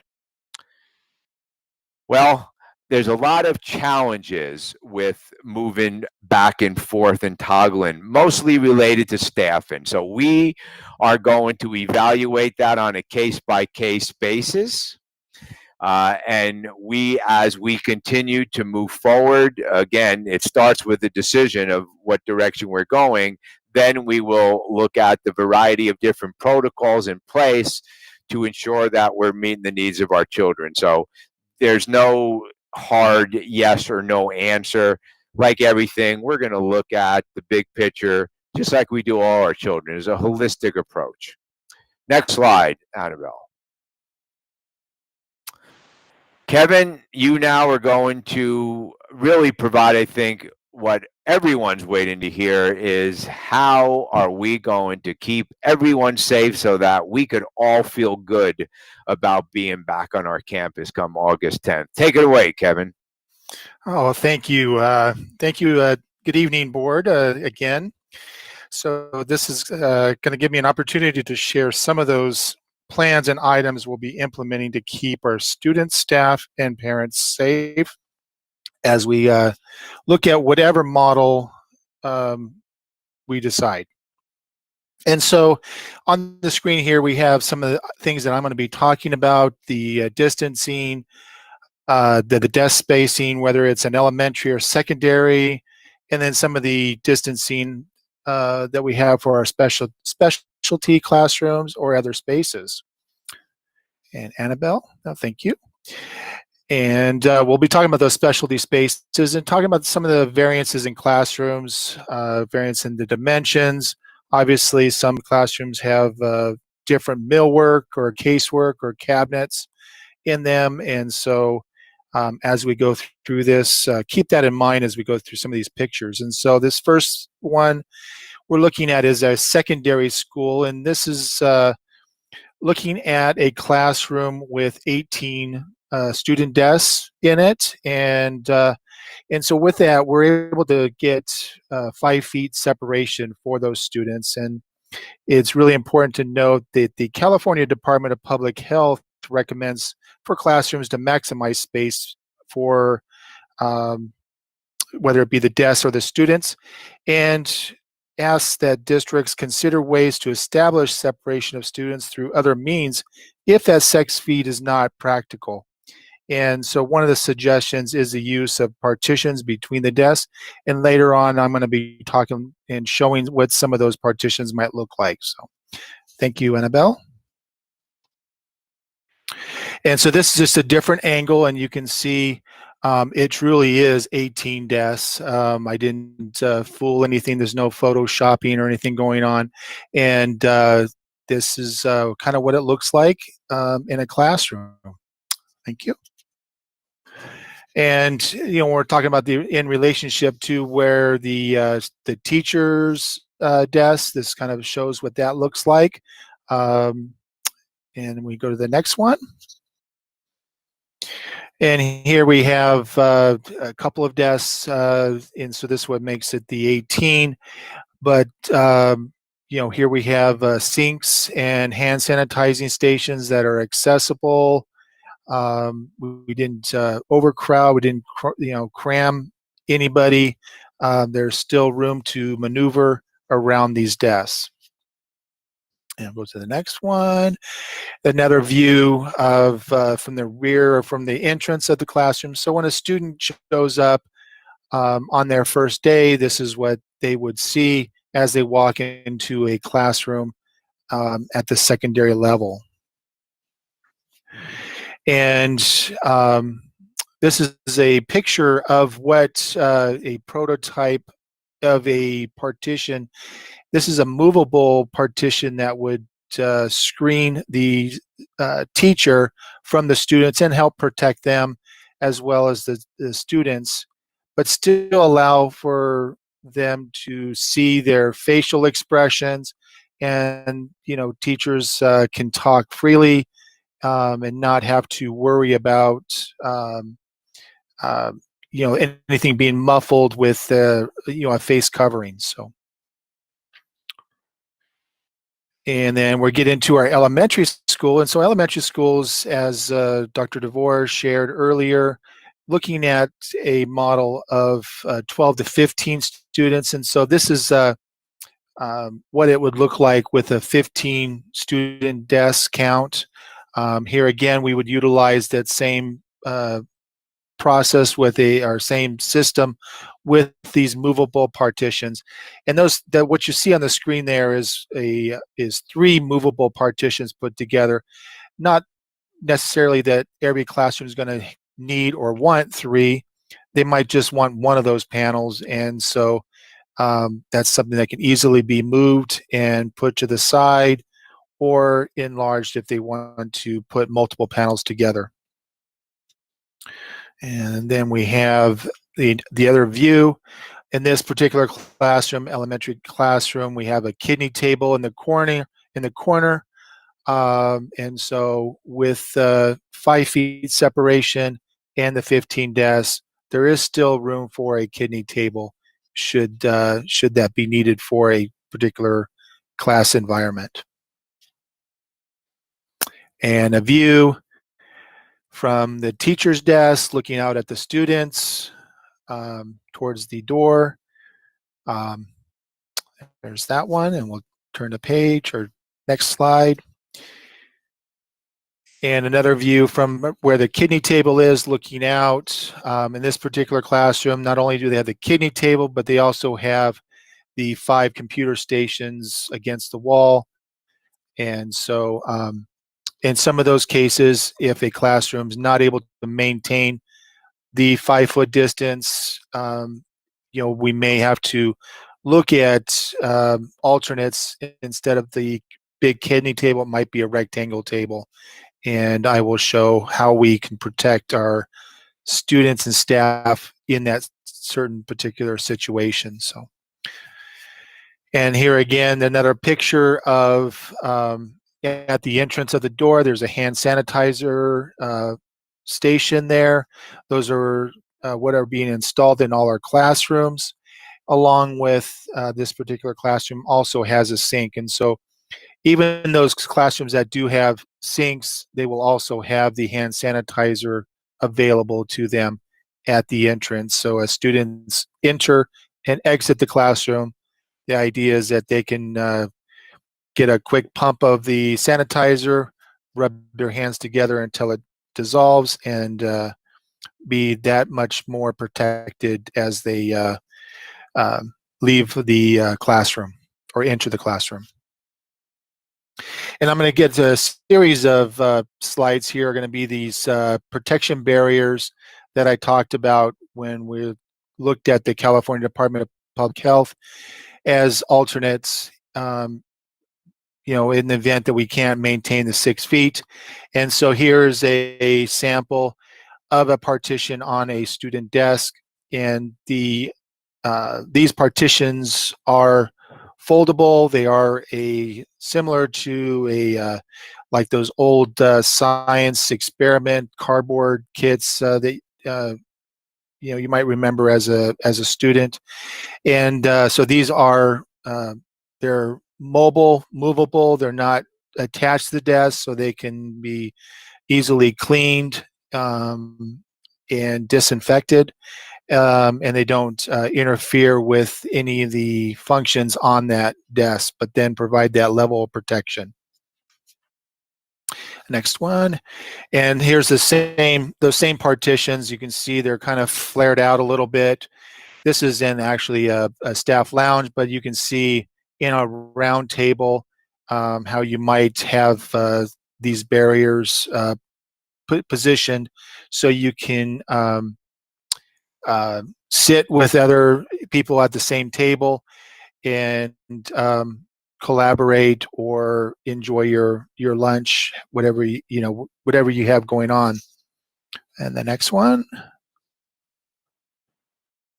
And here's the rectangle table I was talking about earlier.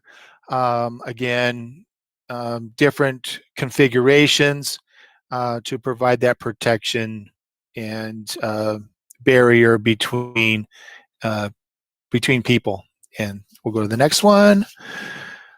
And again, here's a different configuration. This was in a library at one of our high schools. Completely configurable.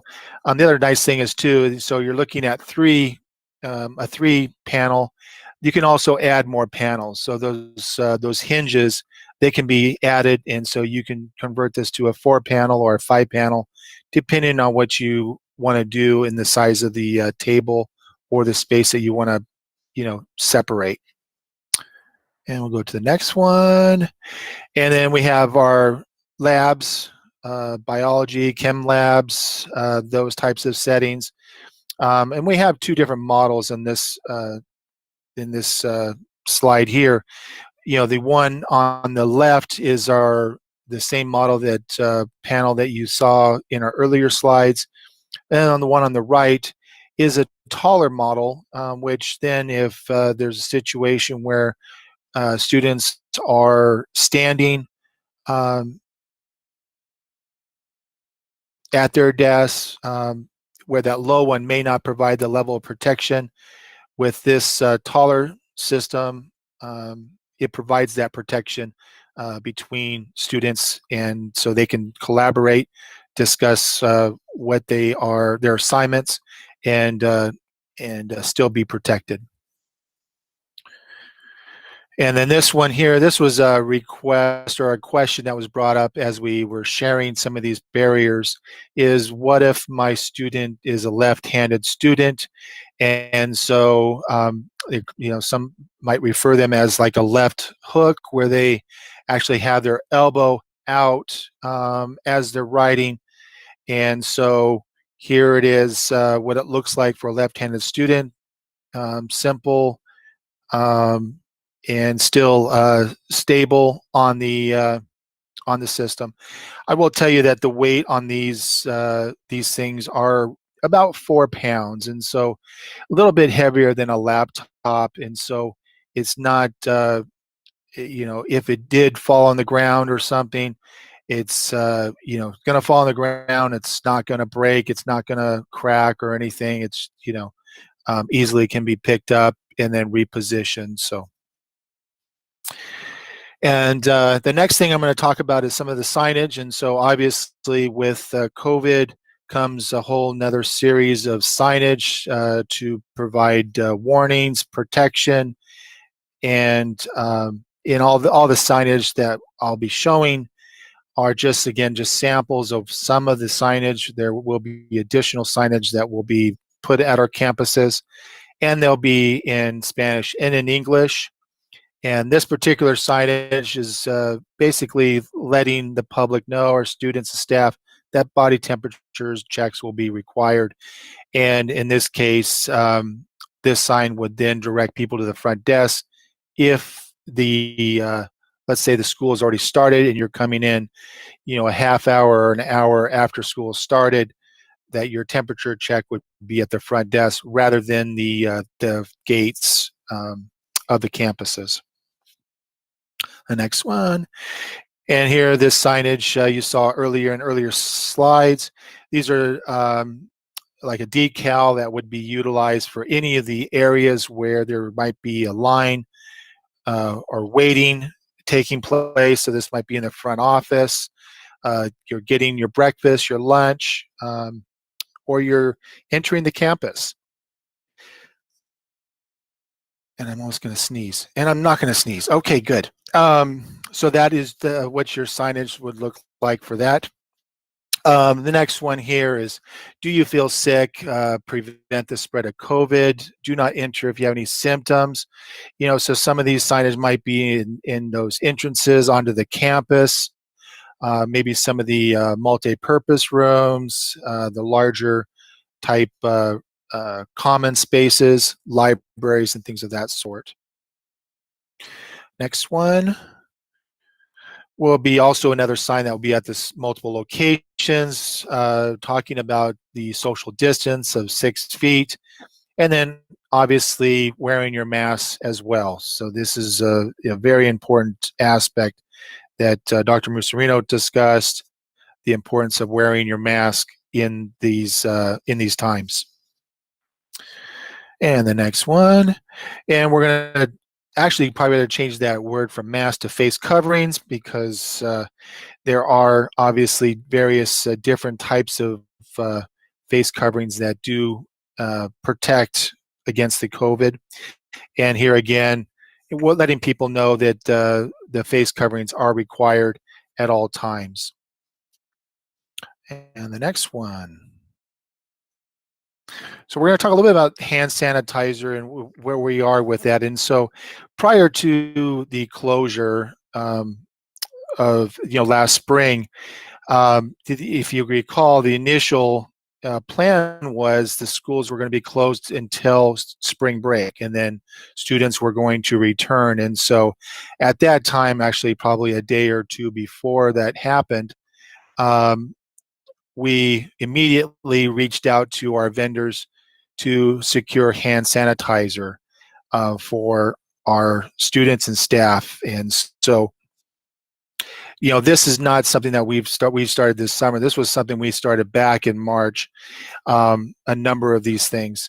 And so when we're looking at our classrooms, all our classrooms will be equipped with hand sanitizer, whether it be mounted to the wall or on a pedestal. But it just depends on the construction of the room. And just want to let you know that that is going to happen. Also, you'll see the pedestal hand sanitizer. Those are movable. They're not secured to the floor or anything. So the nice thing about pedestal hand sanitizers is they can be placed at the entrances as students come onto the campus. As they're getting their temperature checked, they get their hand sanitized. And then also too, during those lunch times, having those strategically placed around the quads, the open areas, is definitely a benefit, because the more the students and staff have this available to them, the more likely they're going to use it and further protect against the spread of the virus. Other things, if you can just go right back to that. I want to talk a little bit about, the alternate that we also did explore, and it was kind of touched on a little bit, in these portable sinks. And one of the things as we look at procuring these safety products and whatever it is, we have to actually look and see if these things are going to be available. And when I talk about available, is available for us to start on August 10th. It doesn't help us if this product is on back order until October 1st or December 1st. We need it now, and we need the quantities. And so it doesn't help us if, for example, I was only able to get 10 hand sanitizer stands. It wouldn't help Alvord at all. And so I have to make sure that we can get the numbers that we need, and those numbers are sometimes in the 1,000, 2, 3, 10, 20,000 quantities is what we're looking at. And so when we looked at portable sinks, that was one of the things that we ran across as we reached out to vendors, is there was no guarantee that we could get them by August 10th or even September 1st. And in some cases, there's a 24-week plus lead time. And so you're looking at almost into December or January before you possibly can get one of these portable sinks. And so, some may think that that might be a viable option, but in our case, it is not. It is not something that we can go with. So that's one of the things. The other things with hand portable sinks is the amount of trash they generate. And I know this because I'm very involved with the Norco Fair, and we do utilize a number of these portable sinks, and the trash that these things generate with the paper towels. But keep in mind, we also have the Boy Scouts and I love the Boy Scouts, is they're the entire time the fair is going on picking up the trash. And so you don't see all those paper towels around as often, but we obviously don't have that infrastructure in place. The other thing is, the hygiene of these.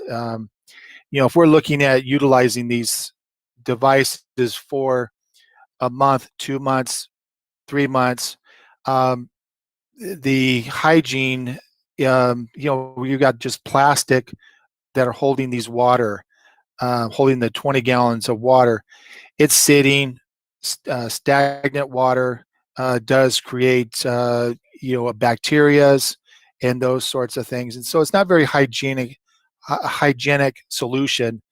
And, and so they're not really intended for a long-term use. They're really made for those weekend fairs, carnivals, and things like that. So I do know that was some of the suggestions that have been going around. So Annabelle, we can go to the next one. And here's a better picture of what the protection barrier looks like for a teacher to student, but also keep in mind these might be utilized in situations in our CNS serving lines, to separate our nutrition service workers and the students as they come through the food lines. So, and the next one. This is one protection barrier, and this it's titled student privacy. And with the CDC recommendations, they're recommending that we have areas on our campus that will help quarantine students. So if a student shows up to campus and they do have that temperature, of 101, we don't want to necessarily just take them from that line and put them into the front office or put them into the health office because of possible contamination. And so with something like this, these are barriers that if we needed to, we could set up a area on, whether it be in a classroom to separate, an empty classroom, and separate them from the general population, but then still kind of keep some of that privacy for that student. So obviously you can see that there is a student behind this barrier, but you can't really tell who it is. And so something like these would help in that situation. And we'll go to the next one. And we're looking at our multiple spaces. And so our front offices, and so reception areas, other things, maybe like the libraries, having these plastic barriers. Maybe the rolling ones may not work, or the ones that we saw with the students. So they might need something a little bit larger. And so things that might attach to the desk or sit on the desk that provide that protection, but also things that might hang from the ceiling. And so one of the things that I had to explore was the compliance with the Field Act, which then gets into structural and make sure that we're not doing anything that's going to make an unsafe condition for our students. And so, I've had that, I've ran this through that process to ensure that whatever we do put in, whether it's hanging from the ceiling or mounted to a desk or sitting on the desk, it is going to be safe for our staff and students and our parents that come into the front office. And the next one. And we'll get into our disinfecting, our sanitizing daily with our Clorox 360 machine. And so obviously when we, back in March, we had purchased one Clorox 360. And the idea was that, and this is pre-COVID, that was going to kind of go on a road show from campus to campus and allow for us to do disinfecting on a monthly basis, or every campus would get disinfected, sanitized on a monthly basis with this machine. With the COVID started, we went ahead and purchased enough machines so we have every site has at least one machine, and so we are excited that that's going to be a useful tool to allow us to do that sanitizing on a nightly basis at our campuses. And so they are safe to be sprayed on drinking fountains, lockers, and computer equipment, so your keyboards, things like that, and then conference rooms, meeting rooms, and it really provides a great coverage. The next slides we got is our temperature checks, and so we have purchased and have in our possession hands-free thermometers, and so this will be something that we'll use to do our temperature check. The pictures on the side are actually what they look like. And this will, with those quantities of 25 for our secondary schools and 15 for elementary schools, that will allow us to provide enough to support the multiple entrances and exits on and off our campuses. And so the goal is that we'll do the body checks anytime students or staff come onto our campuses.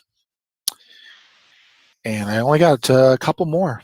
Okay, so our school buses, and so I know there was a frequently asked question about our school buses and sanitizing, and so yes, I have been working with our busing companies that we utilize, and they do. The plan is that they will be doing the sanitizing twice a day. So after their morning runs, and then again after their afternoons or evening runs. And again, masks are required for students to be on the bus.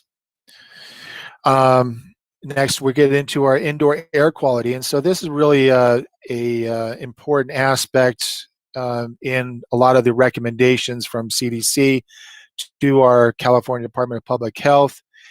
Providing that as much clean air, fresh air from the outside, and so we're starting a campaign to change out our filters and basically whatever the manufacturer's recommendations are, we're cutting that in half. And so, for example, if those manufacturer recommendations are every 9 to 12 months, we're doing those every 3 to 6 months. And so we're going to be doing that as we get through this pandemic. And then the other part is adjusting the fresh air on our systems, and that is going to bring in that fresh air. And this is in lieu of opening the doors or anything like that.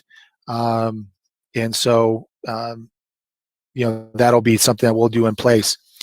The other thing is we're having here is, and again we talked about, is scheduling those air filter replacements, keeping a log on those replacements, and making sure that gets done. And that concludes my portion. Thank you. Thank you so much, Kevin. Thank you.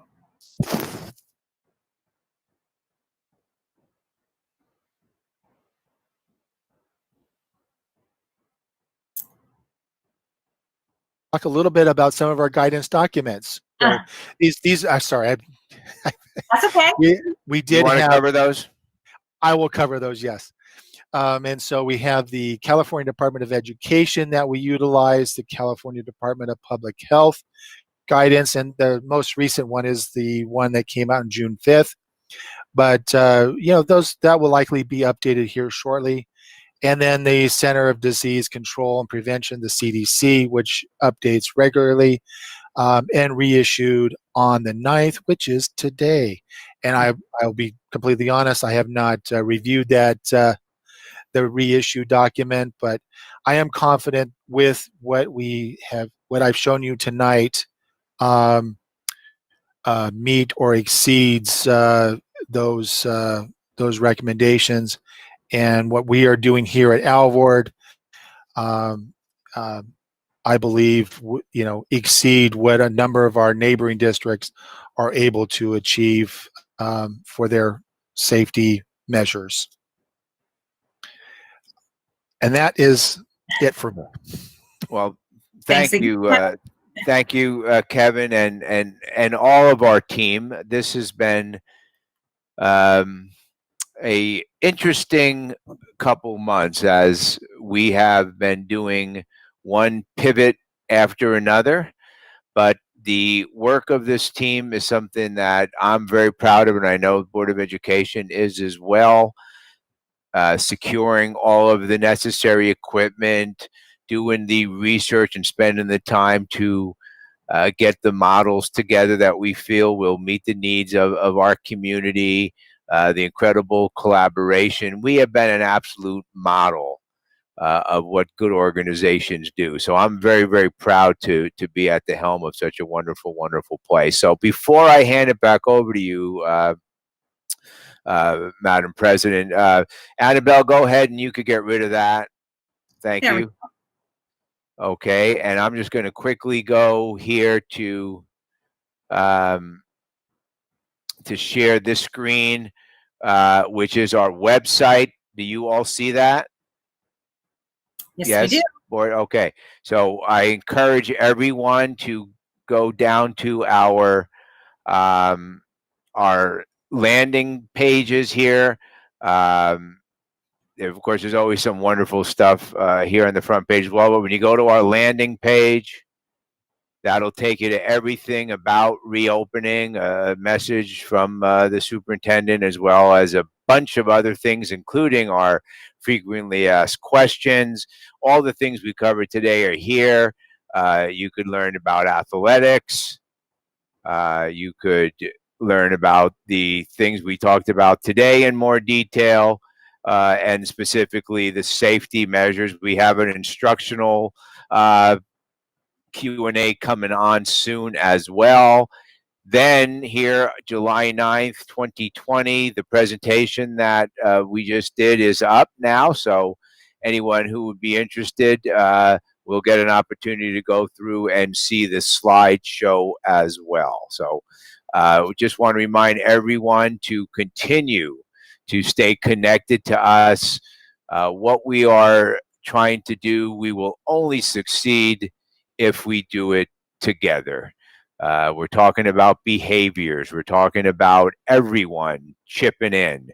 We know, those of us here in this room are educators. We know sometimes children don't follow rules. So we have to make sure that we have all of the pieces in place so that our staff feel good about coming back to work, that they're not anxious and worried and uncomfortable, as our kids and family as well. So this is a multi-pronged approach.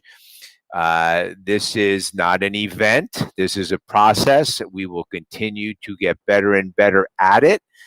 But clearly, this is a disease that is acted in ways that are somewhat unpredictable. So I respect the decision that the Board of Education is going to make at some point. I also respect the decision that our families are going to make for what's in the best interest of our children. So with that, Madam President, that is our presentation.